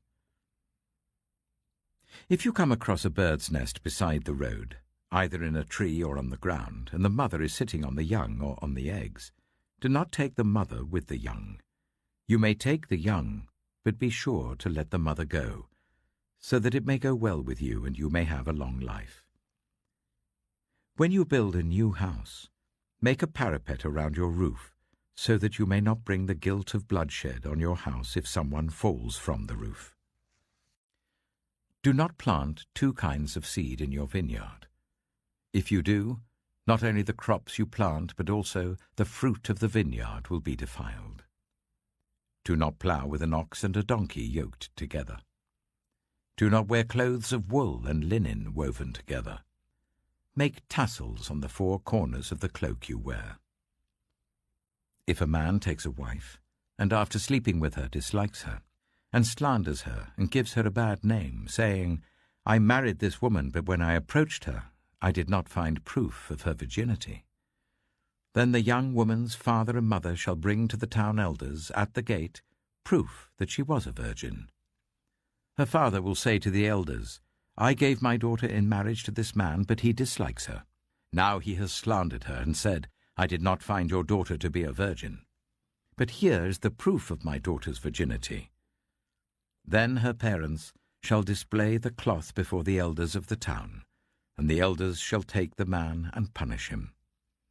They shall fine him 100 shekels of silver, and give them to the young woman's father, because this man has given an Israelite virgin a bad name.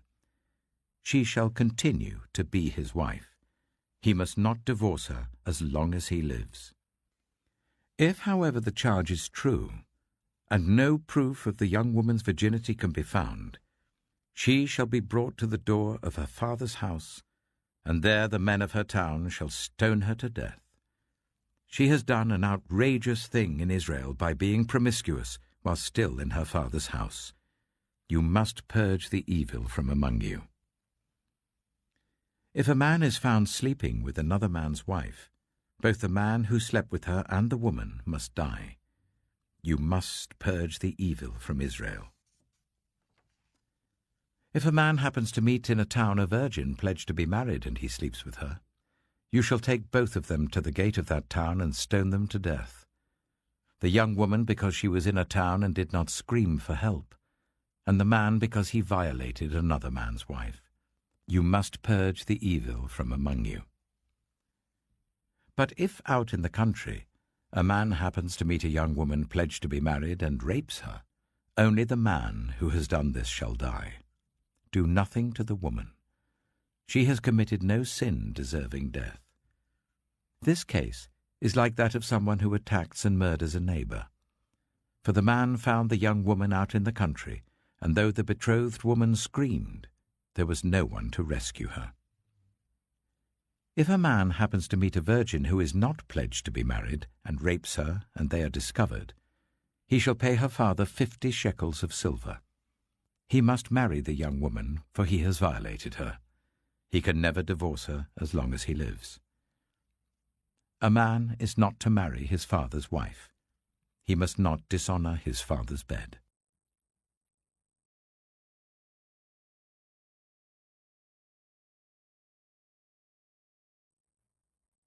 Deuteronomy chapter 23.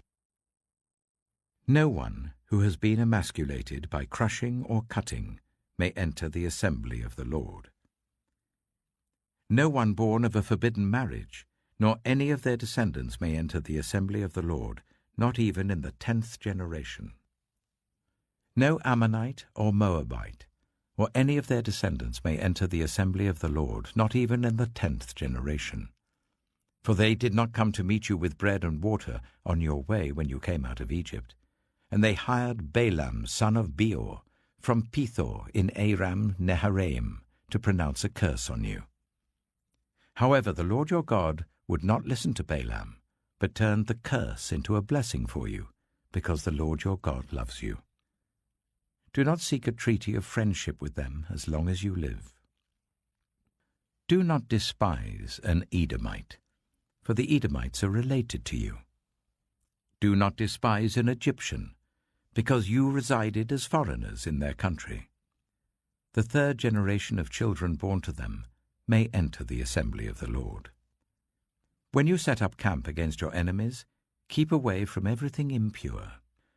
If one of your men is unclean because of a nocturnal emission, he is to go outside the camp and stay there. But as evening approaches, he is to wash himself, and at sunset he may return to the camp. Designate a place outside the camp where you can go to relieve yourself. As part of your equipment, have something to dig with, and when you relieve yourself, dig a hole and cover up your excrement. For the Lord your God moves about in your camp to protect you and to deliver your enemies to you. Your camp must be holy, so that he will not see among you anything indecent and turn away from you. If a slave has taken refuge with you, do not hand them over to their master. Let them live among you wherever they like, and in whatever town they choose. Do not oppress them. No Israelite man or woman is to become a shrine prostitute. You must not bring the earnings of a female prostitute or of a male prostitute into the house of the Lord your God to pay any vow, because the Lord your God detests them both. Do not charge a fellow Israelite interest, whether on money or food or anything else that may earn interest. You may charge a foreigner interest, but not a fellow Israelite, so that the Lord your God may bless you in everything you put your hand to, in the land you are entering to possess. If you make a vow to the Lord your God, do not be slow to pay it, for the Lord your God will certainly demand it of you, and you will be guilty of sin. But if you refrain from making a vow, you will not be guilty. Whatever your lips utter, you must be sure to do, because you made your vow freely to the Lord your God with your own mouth. If you enter your neighbor's vineyard, you may eat all the grapes you want, but do not put any in your basket. If you enter your neighbor's cornfield, you may pick the ears with your hands, but you must not put a sickle to their standing corn.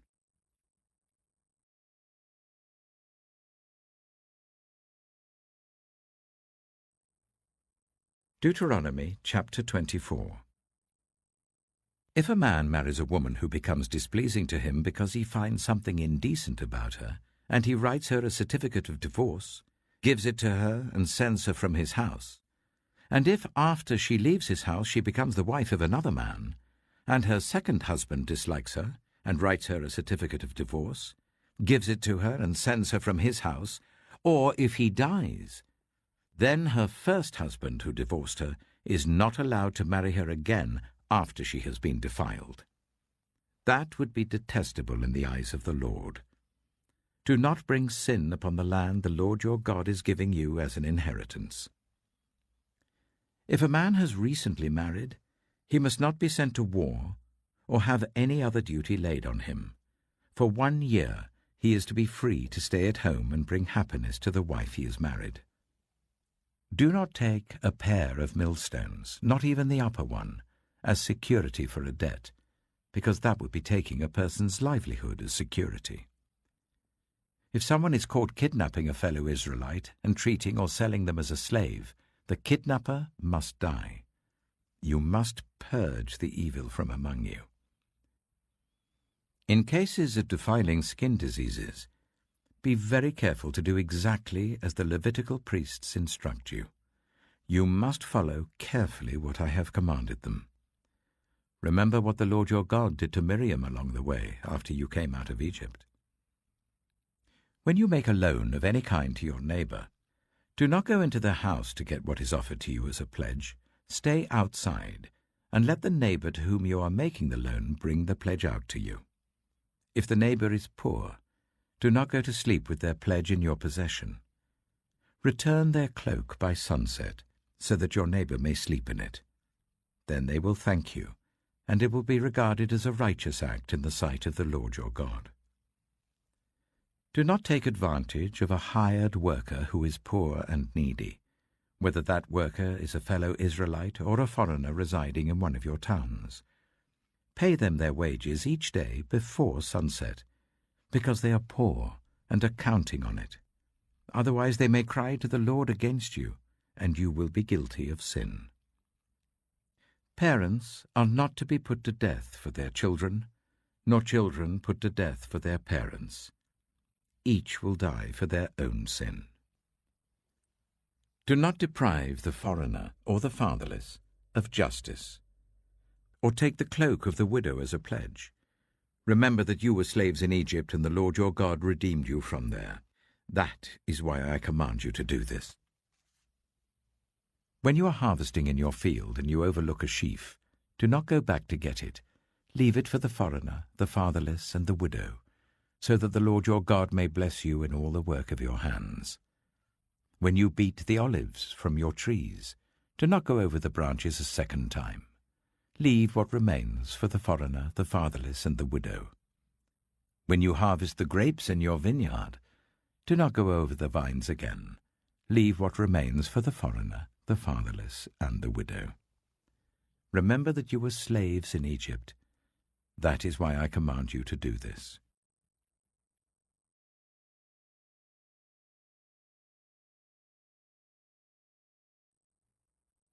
Deuteronomy chapter 25. When people have a dispute, they are to take it to court, and the judges will decide the case, acquitting the innocent and condemning the guilty. If the guilty person deserves to be beaten, the judge shall make them lie down and have them flogged in his presence with the number of lashes the crime deserves. But the judge must not impose more than 40 lashes. If the guilty party is flogged more than that, your fellow Israelite will be degraded in your eyes.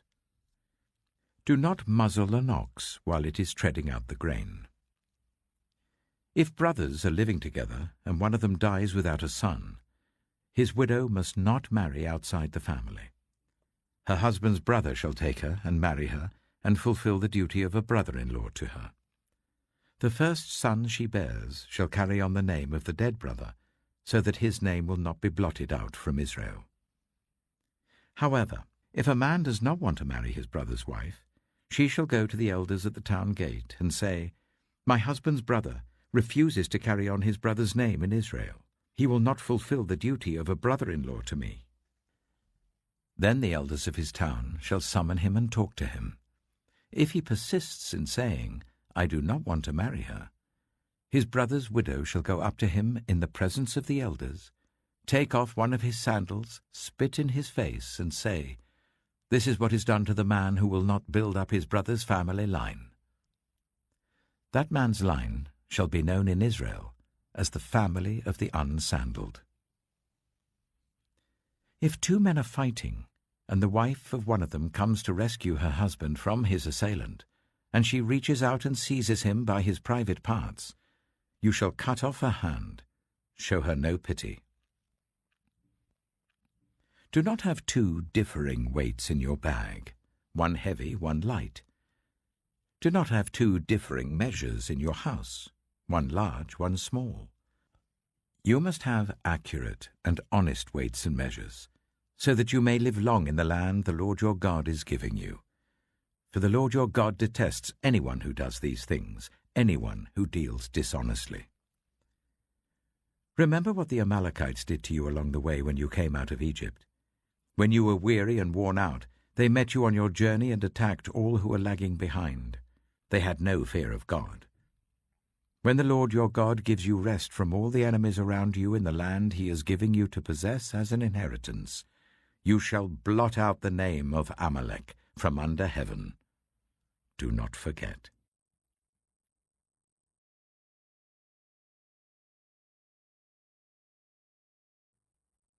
Deuteronomy chapter 26.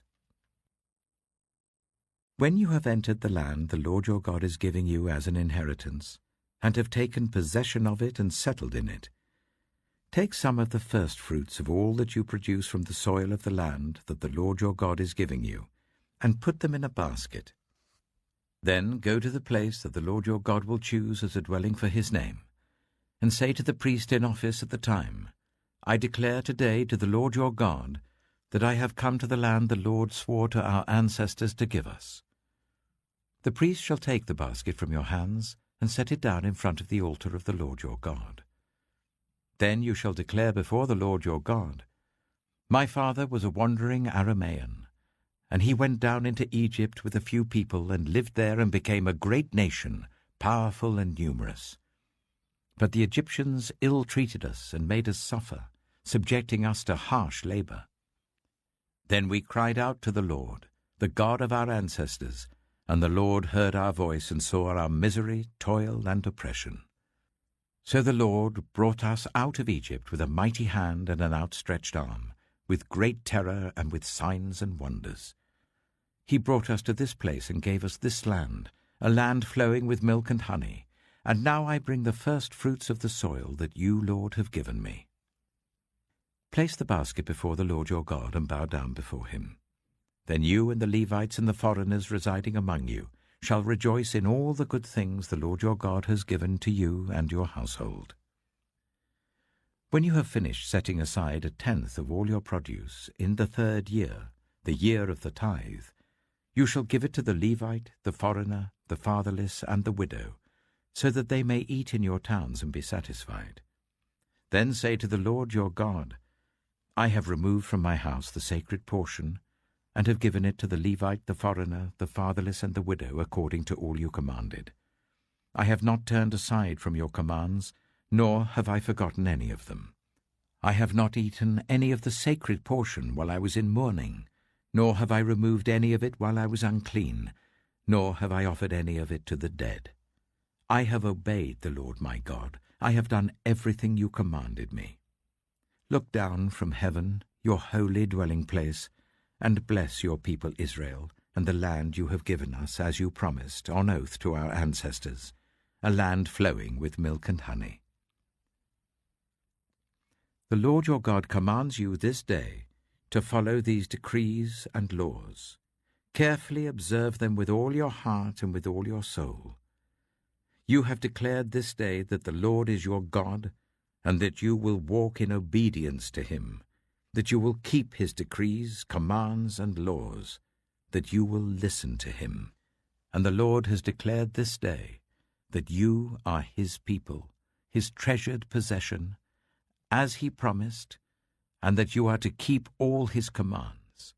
He has declared that he will set you in praise, fame, and honor, high above all the nations he has made, and that you will be a people holy to the Lord your God, as he promised.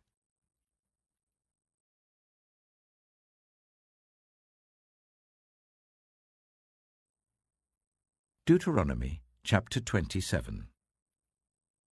Moses and the elders of Israel commanded the people, "Keep all these commands that I give you today. When you have crossed the Jordan into the land of the Lord your God is giving you, set up some large stones and coat them with plaster. Write on them all the words of this law. When you have crossed over to enter the land the Lord your God is giving you, a land flowing with milk and honey, just as the Lord, the God of your ancestors, promised you. And when you have crossed the Jordan, set up these stones on Mount Ebal, as I command you today, and coat them with plaster. Build there an altar to the Lord your God, an altar of stones. Do not use any iron tool on them. Build the altar of the Lord your God with stones from the field, and offer burnt offerings on it to the Lord your God. Sacrifice fellowship offerings there, eating them and rejoicing in the presence of the Lord your God. And you shall write very clearly all the words of this law on these stones you have set up." Then Moses and the Levitical priests said to all Israel, "Be silent, Israel, and listen. You have now become the people of the Lord your God. Obey the Lord your God and follow his commands and decrees that I give you today." On the same day Moses commanded the people, "When you have crossed the Jordan, these tribes shall stand on Mount Gerizim to bless the people: Simeon, Levi, Judah, Issachar, Joseph, and Benjamin. And these tribes shall stand on Mount Ebal to pronounce curses: Reuben, Gad, Asher, Zebulun, Dan, and Naphtali. The Levites shall recite to all the people of Israel in a loud voice, "Cursed is anyone who makes an idol, a thing detestable to the Lord, the work of skilled hands, and sets it up in secret." Then all the people shall say, "Amen." "Cursed is anyone who dishonors their father and mother." Then all the people shall say, "Amen." "Cursed is anyone who moves their neighbor's boundary stone." Then all the people shall say, "Amen." "Cursed is anyone who leads the blind astray on the road." Then all the people shall say, "Amen." "Cursed is anyone who withholds justice from the foreigner, the fatherless, or the widow." Then all the people shall say, "Amen." "Cursed is anyone who sleeps with his father's wife, for he dishonors his father's bed." Then all the people shall say, "Amen." "Cursed is anyone who has sexual relations with any animal." Then all the people shall say, "Amen." "Cursed is anyone who sleeps with his sister, the daughter of his father or the daughter of his mother." Then all the people shall say, "Amen." "Cursed is anyone who sleeps with his mother-in-law." Then all the people shall say, "Amen." "Cursed is anyone who kills their neighbor secretly." Then all the people shall say, "Amen." "Cursed is anyone who accepts a bribe to kill an innocent person." Then all the people shall say, "Amen." "Cursed is anyone who does not uphold the words of this law by carrying them out." Then all the people shall say, "Amen."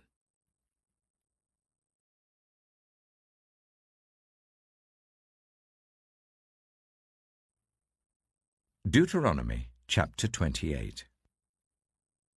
If you fully obey the Lord your God, and carefully follow all his commands that I give you today, the Lord your God will set you high above all the nations on earth.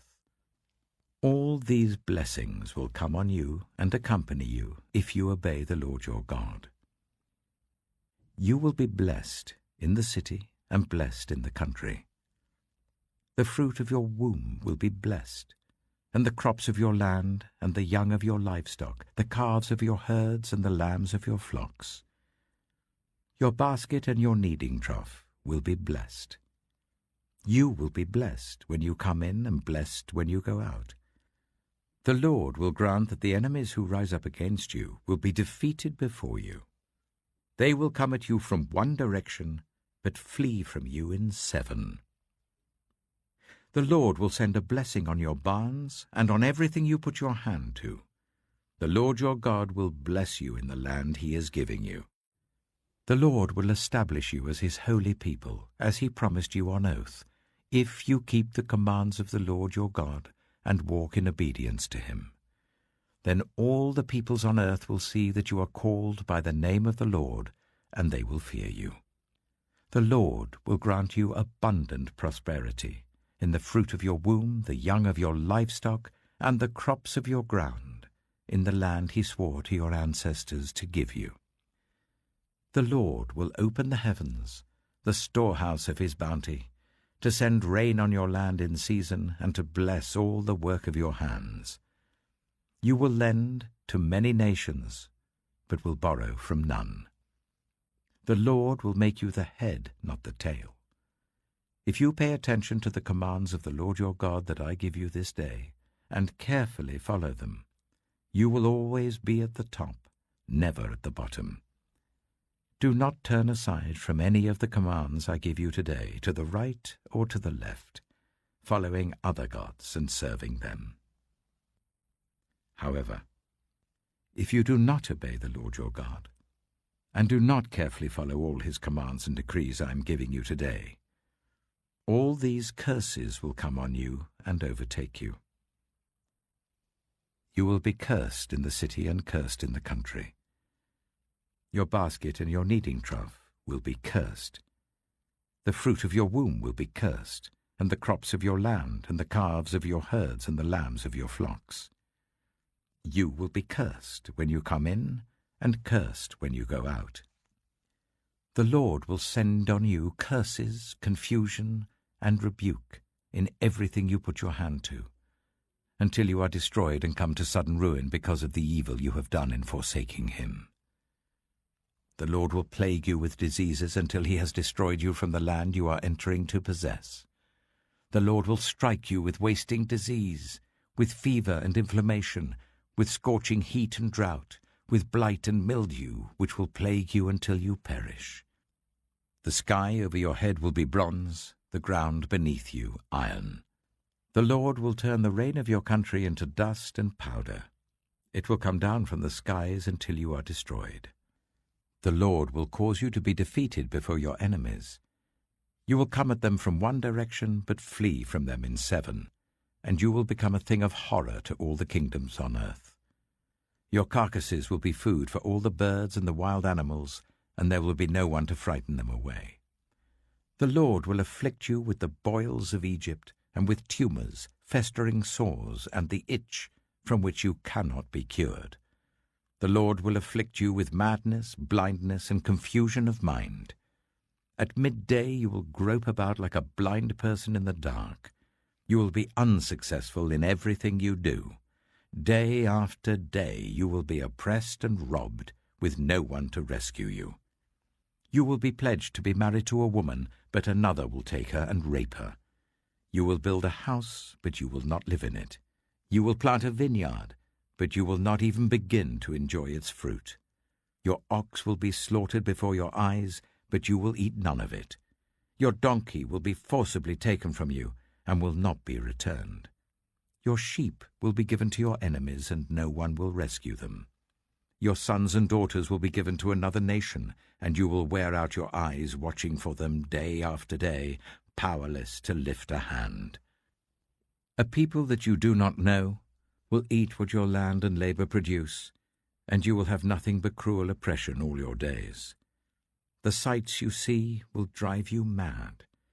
The Lord will afflict your knees and legs with painful boils that cannot be cured, spreading from the soles of your feet to the top of your head. The Lord will drive you and the king you set over you to a nation unknown to you or your ancestors.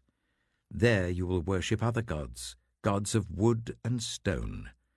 You will become a thing of horror, a byword, and an object of ridicule among the peoples where the Lord will drive you. You will sow much seed in the field, but you will harvest little, because locusts will devour it. You will plant vineyards and cultivate them, but you will not drink the wine or gather the grapes, because worms will eat them. You will have olive trees throughout your country, but you will not use the oil, because the olives will drop off. You will have sons and daughters, but you will not keep them, because they will go into captivity. Swarms of locusts will take over all your trees and the crops of your land. The foreigners who reside among you will rise above you higher and higher, but you will sink lower and lower. They will lend to you, but you will not lend to them. They will be the head, but you will be the tail. All these curses will come on you. They will pursue you and overtake you until you are destroyed, because you did not obey the Lord your God and observe the commands and decrees he gave you. They will be a sign and a wonder to you and your descendants forever.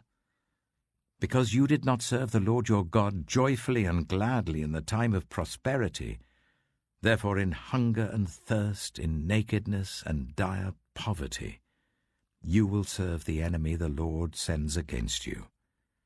He will put an iron yoke on your neck until he has destroyed you. The Lord will bring a nation against you from far away, from the ends of the earth, like an eagle swooping down, a nation whose language you will not understand, a fierce-looking nation without respect for the old or pity for the young. They will devour the young of your livestock and the crops of your land until you are destroyed. They will leave you no corn, new wine, or olive oil, nor any calves of your herds or lambs of your flocks, until you are ruined. They will lay siege to all the cities throughout your land, until the high fortified walls in which you trust fall down. They will besiege all the cities throughout the land the Lord your God is giving you. Because of the suffering your enemy will inflict on you during the siege, you will eat the fruit of the womb, the flesh of the sons and daughters the Lord your God has given you. Even the most gentle and sensitive man among you will have no compassion on his own brother, or the wife he loves, or his surviving children, and he will not give to one of them any of the flesh of his children that he is eating. It will be all he has left, because of the suffering that your enemy will inflict on you during the siege of all your cities. The most gentle and sensitive woman among you, so sensitive and gentle that she would not venture to touch the ground with the sole of her foot, will begrudge the husband she loves and her own son or daughter the afterbirth from her womb and the children she bears. For in her dire need she intends to eat them secretly, because of the suffering your enemy will inflict on you during the siege of your cities. If you do not carefully follow all the words of this law which are written in this book, and do not revere this glorious and awesome name, the Lord your God, the Lord will send fearful plagues on you and your descendants, harsh and prolonged disasters, and severe and lingering illnesses. He will bring on you all the diseases of Egypt that you dreaded, and they will cling to you. The Lord will also bring on you every kind of sickness and disaster not recorded in this book of the law until you are destroyed. You, who are as numerous as the stars in the sky, will be left but few in number, because you did not obey the Lord your God. Just as it pleased the Lord to make you prosper and increase in number, so it will please him to ruin and destroy you. You will be uprooted from the land you are entering to possess. Then the Lord will scatter you among all the nations, from one end of the earth to the other. There you will worship other gods, gods of wood and stone, which neither you nor your ancestors have known. Among those nations you will find no repose, no resting place for the sole of your foot. There the Lord will give you an anxious mind, eyes weary with longing, and a despairing heart. You will live in constant suspense, filled with dread both night and day, never sure of your life. In the morning you will say, "If only it were evening," and in the evening, "If only it were morning," because of the terror that will fill your hearts and the sights that your eyes will see. The Lord will send you back in ships to Egypt, on a journey I said you should never make again. There you will offer yourselves for sale to your enemies as male and female slaves, but no one will buy you.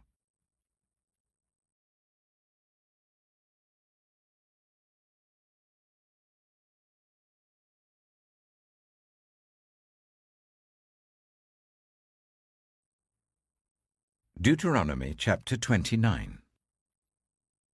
These are the terms of the covenant the Lord commanded Moses to make with the Israelites in Moab, in addition to the covenant he had made with them at Horeb. Moses summoned all the Israelites and said to them, "Your eyes have seen all that the Lord did in Egypt to Pharaoh, to all his officials, and to all his land. With your own eyes you saw those great trials, those signs and great wonders. But to this day the Lord has not given you a mind that understands, or eyes that see, or ears that hear. Yet the Lord says, during the 40 years that I led you through the wilderness, your clothes did not wear out, nor did the sandals on your feet. You ate no bread and drank no wine or other fermented drink. I did this so that you might know that I am the Lord your God. When you reached this place, Sihon, king of Heshbon, and Og, king of Bashan, came out to fight against us, but we defeated them. We took their land and gave it as an inheritance to the Reubenites, the Gadites, and the half-tribe of Manasseh. Carefully follow the terms of this covenant, so that you may prosper in everything you do. All of you are standing today in the presence of the Lord your God. Your leaders and chief men, your elders and officials, and all the other men of Israel, together with your children and your wives, and the foreigners living in your camps who chop your wood and carry your water. You are standing here in order to enter into a covenant with the Lord your God, a covenant the Lord is making with you this day and sealing with an oath, to confirm you this day as his people, that he may be your God as he promised you, and as he swore to your fathers, Abraham, Isaac, and Jacob. I am making this covenant with its oath, not only with you who are standing here with us today in the presence of the Lord our God, but also with those who are not here today. You yourselves know how we lived in Egypt, and how we passed through the countries on the way here. You saw among them their detestable images and idols of wood and stone, of silver and gold.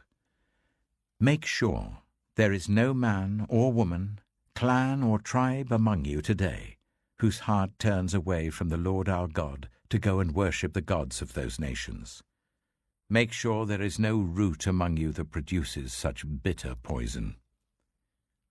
When such a person hears the words of this oath, and they invoke a blessing on themselves, thinking, I will be safe, even though I persist in going my own way, they will bring disaster on the watered land as well as the dry. The Lord will never be willing to forgive them. His wrath and zeal will burn against them. All the curses written in this book will fall on them, and the Lord will blot out their names from under heaven. The Lord will single them out from all the tribes of Israel for disaster, according to all the curses of the covenant written in this book of the law. Your children who follow you in later generations, and foreigners who come from distant lands, will see the calamities that have fallen on the land, and the diseases with which the Lord has afflicted it. The whole land will be a burning waste of salt and sulphur, nothing planted, nothing sprouting, no vegetation growing on it. It will be like the destruction of Sodom and Gomorrah, Admah and Zeboim, which the Lord overthrew in fierce anger. All the nations will ask, "Why has the Lord done this to this land? Why this fierce, burning anger?" And the answer will be, "It is because this people abandoned the covenant of the Lord, the God of their ancestors, the covenant he made with them when he brought them out of Egypt. They went off and worshipped other gods and bowed down to them, gods they did not know, gods he had not given them. Therefore the Lord's anger burned against this land, so that he brought on it all the curses written in this book. In furious anger and in great wrath, the Lord uprooted them from their land and thrust them into another land, as it is now. The secret things belong to the Lord our God, but the things revealed belong to us and to our children forever, that we may follow all the words of this law."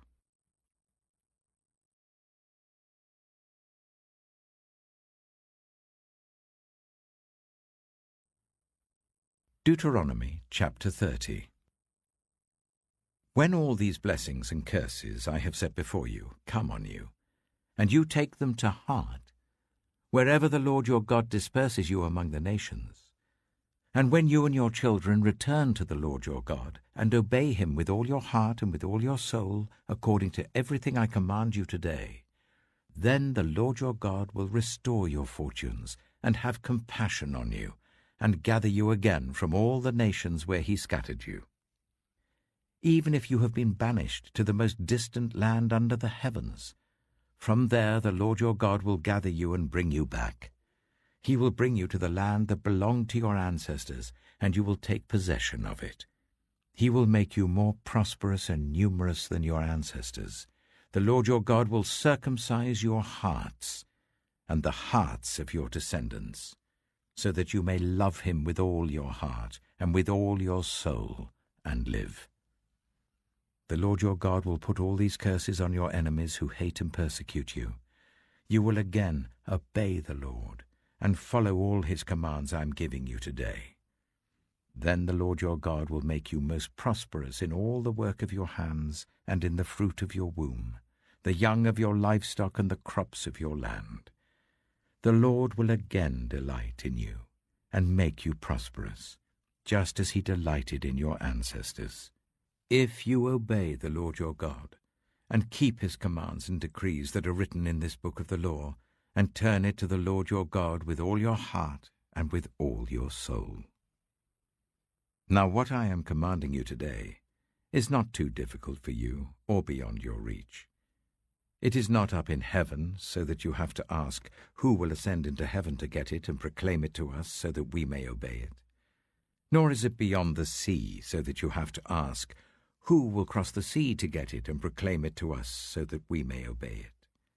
No, the word is very near you. It is in your mouth and in your heart, so that you may obey it. See, I set before you today life and prosperity, death and destruction. For I command you today to love the Lord your God, to walk in obedience to him and to keep his commands, decrees, and laws. Then you will live and increase, and the Lord your God will bless you in the land you are entering to possess. But if your heart turns away, and you are not obedient, and if you are drawn away to bow down to other gods and worship them, I declare to you this day that you will certainly be destroyed. You will not live long in the land you are crossing the Jordan to enter and possess. This day I call the heavens and the earth as witnesses against you that I have set before you life and death, blessings and curses. Now choose life, so that you and your children may live, and that you may love the Lord your God, listen to his voice, and hold fast to him. For the Lord is your life, and he will give you many years in the land he swore to give to your fathers, Abraham, Isaac, and Jacob.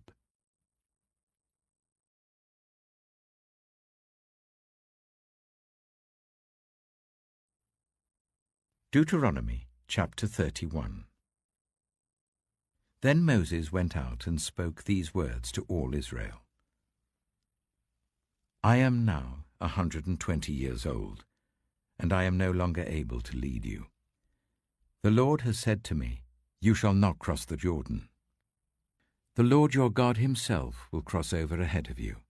He will destroy these nations before you, and you will take possession of their land. Joshua also will cross over ahead of you, as the Lord said. And the Lord will do to them what he did to Sihon and Og, the kings of the Amorites, whom he destroyed along with their land. The Lord will deliver them to you, and you must do to them all that I have commanded you. Be strong and courageous. Do not be afraid or terrified because of them. For the Lord your God goes with you. He will never leave you nor forsake you. Then Moses summoned Joshua and said to him in the presence of all Israel, Be strong and courageous, for you must go with this people into the land that the Lord swore to their ancestors to give them, and you must divide it among them as their inheritance. The Lord himself goes before you and will be with you. He will never leave you nor forsake you. Do not be afraid. Do not be discouraged. So Moses wrote down this law and gave it to the Levitical priests, who carried the ark of the covenant of the Lord, and to all the elders of Israel. Then Moses commanded them, At the end of every 7 years, in the year for cancelling debts, during the festival of tabernacles, when all Israel comes to appear before the Lord your God at the place he will choose, you shall read this law before them in their hearing. Assemble the people, men, women, and children, and the foreigners residing in your towns, so that they can listen and learn to fear the Lord your God, and follow carefully all the words of this law. Their children, who do not know this law, must hear it and learn to fear the Lord your God as long as you live in the land you are crossing the Jordan to possess. The Lord said to Moses, Now the day of your death is near. Call Joshua and present yourselves at the tent of meeting, where I will commission him. So Moses and Joshua came and presented themselves at the tent of meeting. Then the Lord appeared at the tent in a pillar of cloud, and the cloud stood over the entrance to the tent. And the Lord said to Moses, You are going to rest with your ancestors, and these people will soon prostitute themselves to the foreign gods of the land they are entering. They will forsake me and break the covenant I made with them. And in that day I will become angry with them and forsake them. I will hide my face from them, and they will be destroyed.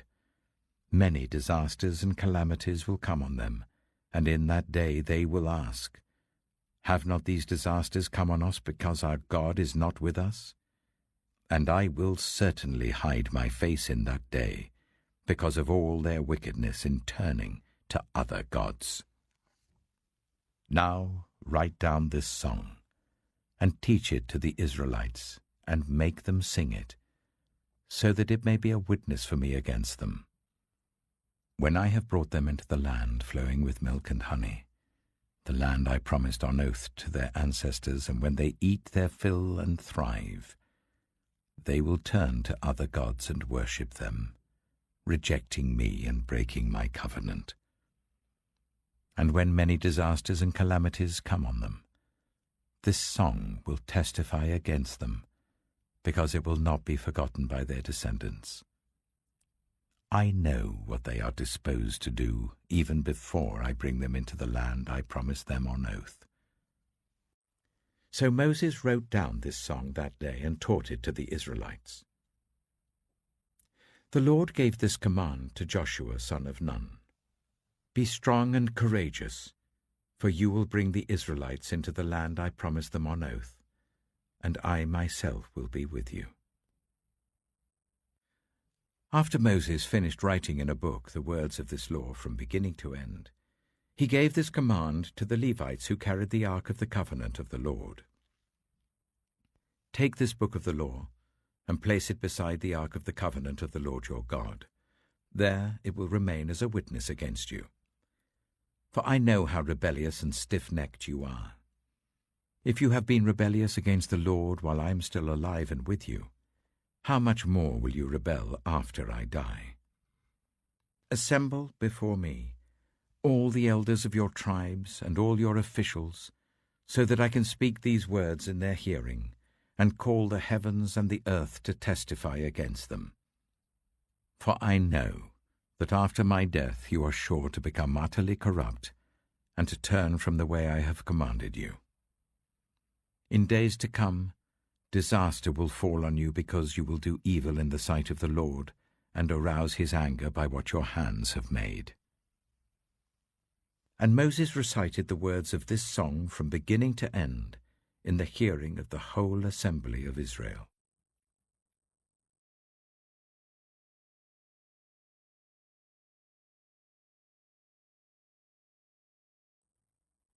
Deuteronomy chapter 32.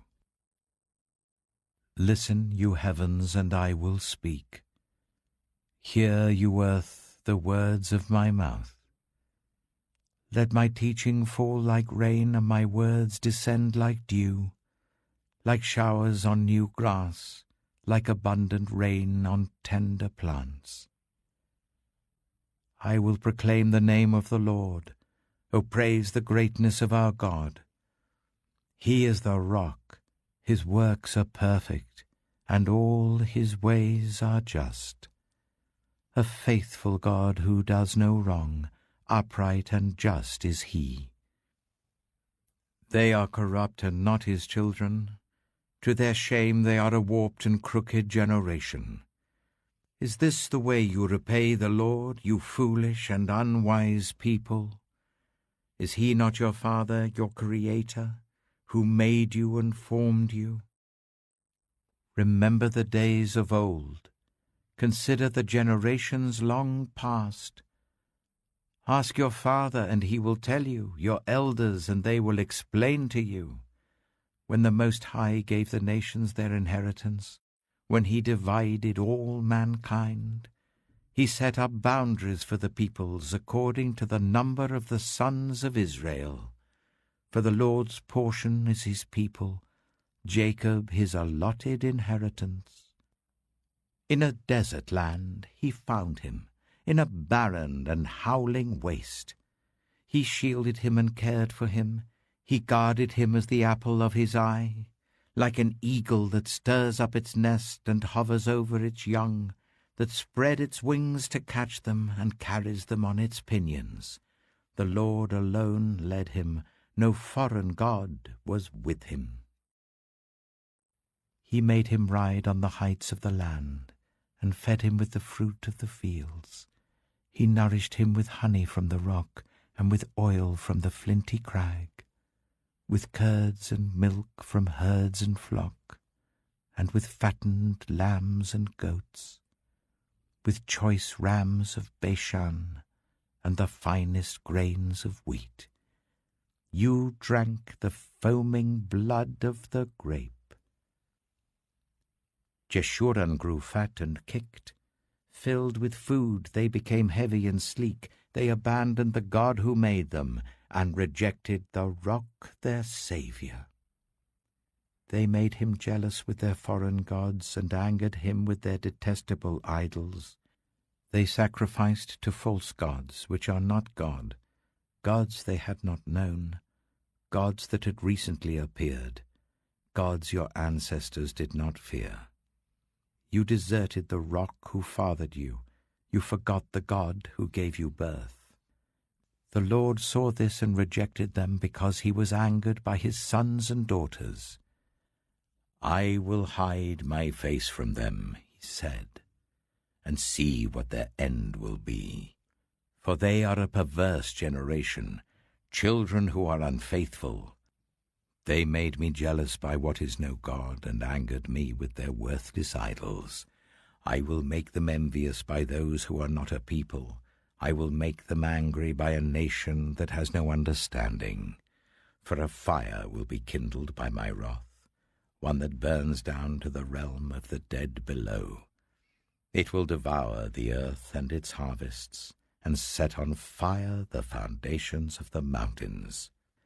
I will heap calamities on them, and expend my arrows against them. I will send wasting famine against them, consuming pestilence and deadly plague. I will send against them the fangs of wild beasts, the venom of vipers that glide in the dust. In the street the sword will make them childless, in their homes terror will reign. The young men and young women will perish, the infants and those with grey hair. I said I would scatter them and erase their name from human memory. But I dreaded the taunt of the enemy, lest the adversary misunderstand, and say, "Our hand has triumphed, the Lord has not done all this." They are a nation without sense. There is no discernment in them. If only they were wise and would understand this and discern what their end will be. How could one man chase 1,000, or two put 10,000 to flight? Unless their rock had sold them, unless the Lord had given them up. For their rock is not like our rock, as even our enemies concede. Their vine comes from the vine of Sodom and from the fields of Gomorrah. Their grapes are filled with poison, and their clusters with bitterness. Their wine is the venom of serpents, the deadly poison of cobras. Have I not kept this in reserve, and sealed it in my vaults? It is mine to avenge. I will repay. In due time their foot will slip. Their day of disaster is near, and their doom rushes upon them. The Lord will vindicate his people and relent concerning his servants, when he sees their strength is gone and no one is left, slave or free. He will say, "Now where are their gods, the rock they took refuge in, the gods who ate the fat of their sacrifices and drank the wine of their drink offerings? Let them rise up to help you. Let them give you shelter. See now that I myself am he. There is no God beside me. I put to death and I bring to life. I have wounded and I will heal, and no one can deliver out of my hand. I lift my hand to heaven and solemnly swear, as surely as I live forever, when I sharpen my flashing sword and my hand grasps it in judgment, I will take vengeance on my adversaries and repay those who hate me. I will make my arrows drunk with blood, while my sword devours flesh, the blood of the slain and the captives, the heads of the enemy leaders. Rejoice, you nations, with his people, for he will avenge the blood of his servants. He will take vengeance on his enemies and make atonement for his land and people. Moses came with Joshua son of Nun, and spoke all the words of this song in the hearing of the people. When Moses had finished reciting all these words to all Israel, he said to them, "Take to heart all the words I have solemnly declared to you this day, so that you may command your children to obey carefully all the words of this law. They are not just idle words for you. They are your life. By them you will live long in the land you are crossing the Jordan to possess." On that same day, the Lord told Moses, "Go up into the Abarim range, to Mount Nebo in Moab, opposite Jericho, and view Canaan, the land I am giving the Israelites as their own possession. There, on the mountain that you have climbed, you will die and be gathered to your people, just as your brother Aaron died on Mount Hor and was gathered to his people. This is because both of you broke faith with me in the presence of the Israelites at the waters of Meribah Kadesh, in the desert of Zin. and because you did not uphold my holiness among the Israelites. Therefore, you will see the land only from a distance. You will not enter the land I am giving to the people of Israel.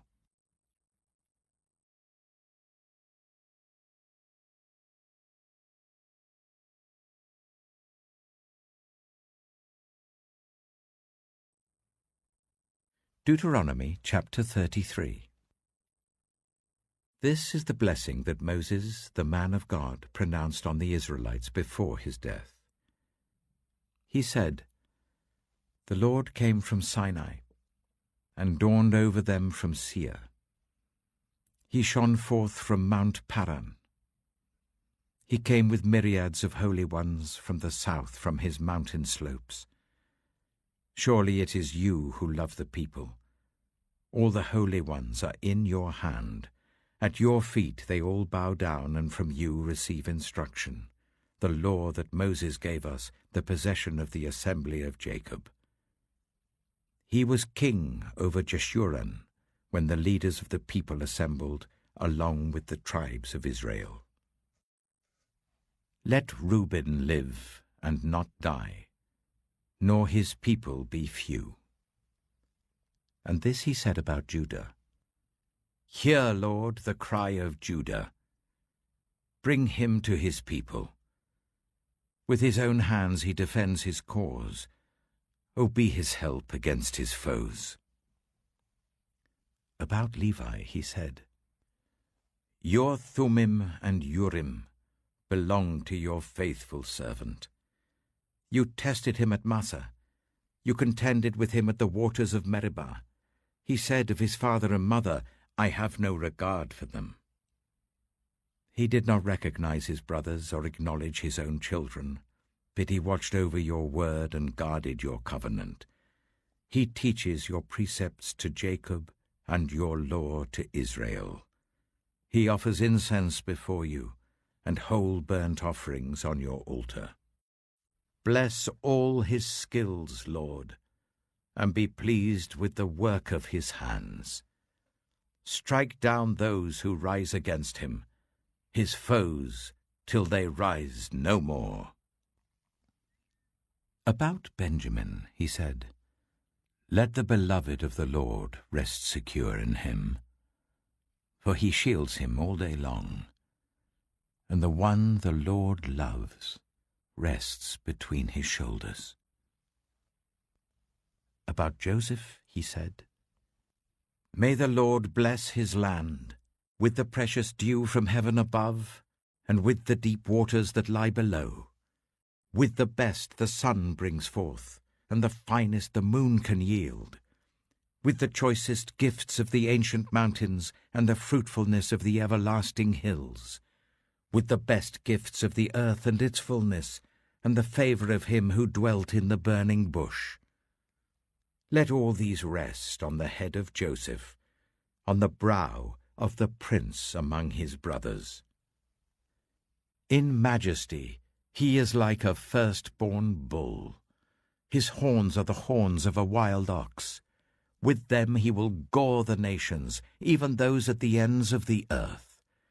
Such are the 10,000s of Ephraim, such are the thousands of Manasseh." About Zebulun he said, "Rejoice, Zebulun, in your going out, and you, Issachar, in your tents. They will summon peoples to the mountain, and there offer the sacrifices of the righteous. They will feast on the abundance of the seas, on the treasures hidden in the sand." About Gad he said, "Blessed is he who enlarges Gad's domain. Gad lives there like a lion, tearing at arm or head. He chose the best land for himself. The leader's portion was kept for him. When the heads of the people assembled, he carried out the Lord's righteous will and his judgments concerning Israel." About Dan he said, "Dan is a lion's cub, springing out of Bashan." About Naphtali he said, Naphtali is abounding with the favor of the Lord and is full of his blessing. He will inherit southward to the lake. About Asher he said, Most blessed of sons is Asher. Let him be favored by his brothers, and let him bathe his feet in oil. The bolts of your gates will be iron and bronze, and your strength will equal your days. There is no one like the God of Jeshurun, who rides across the heavens to help you, and on the clouds in his majesty. The eternal God is your refuge, and underneath are the everlasting arms. He will drive out your enemies before you, saying, Destroy them. So Israel will live in safety. Jacob will dwell secure in a land of grain and new wine, where the heavens drop dew. Blessed are you, Israel. Who is like you, a people saved by the Lord? He is your shield and helper, and your glorious sword. Your enemies will cower before you, and you will tread on their heights.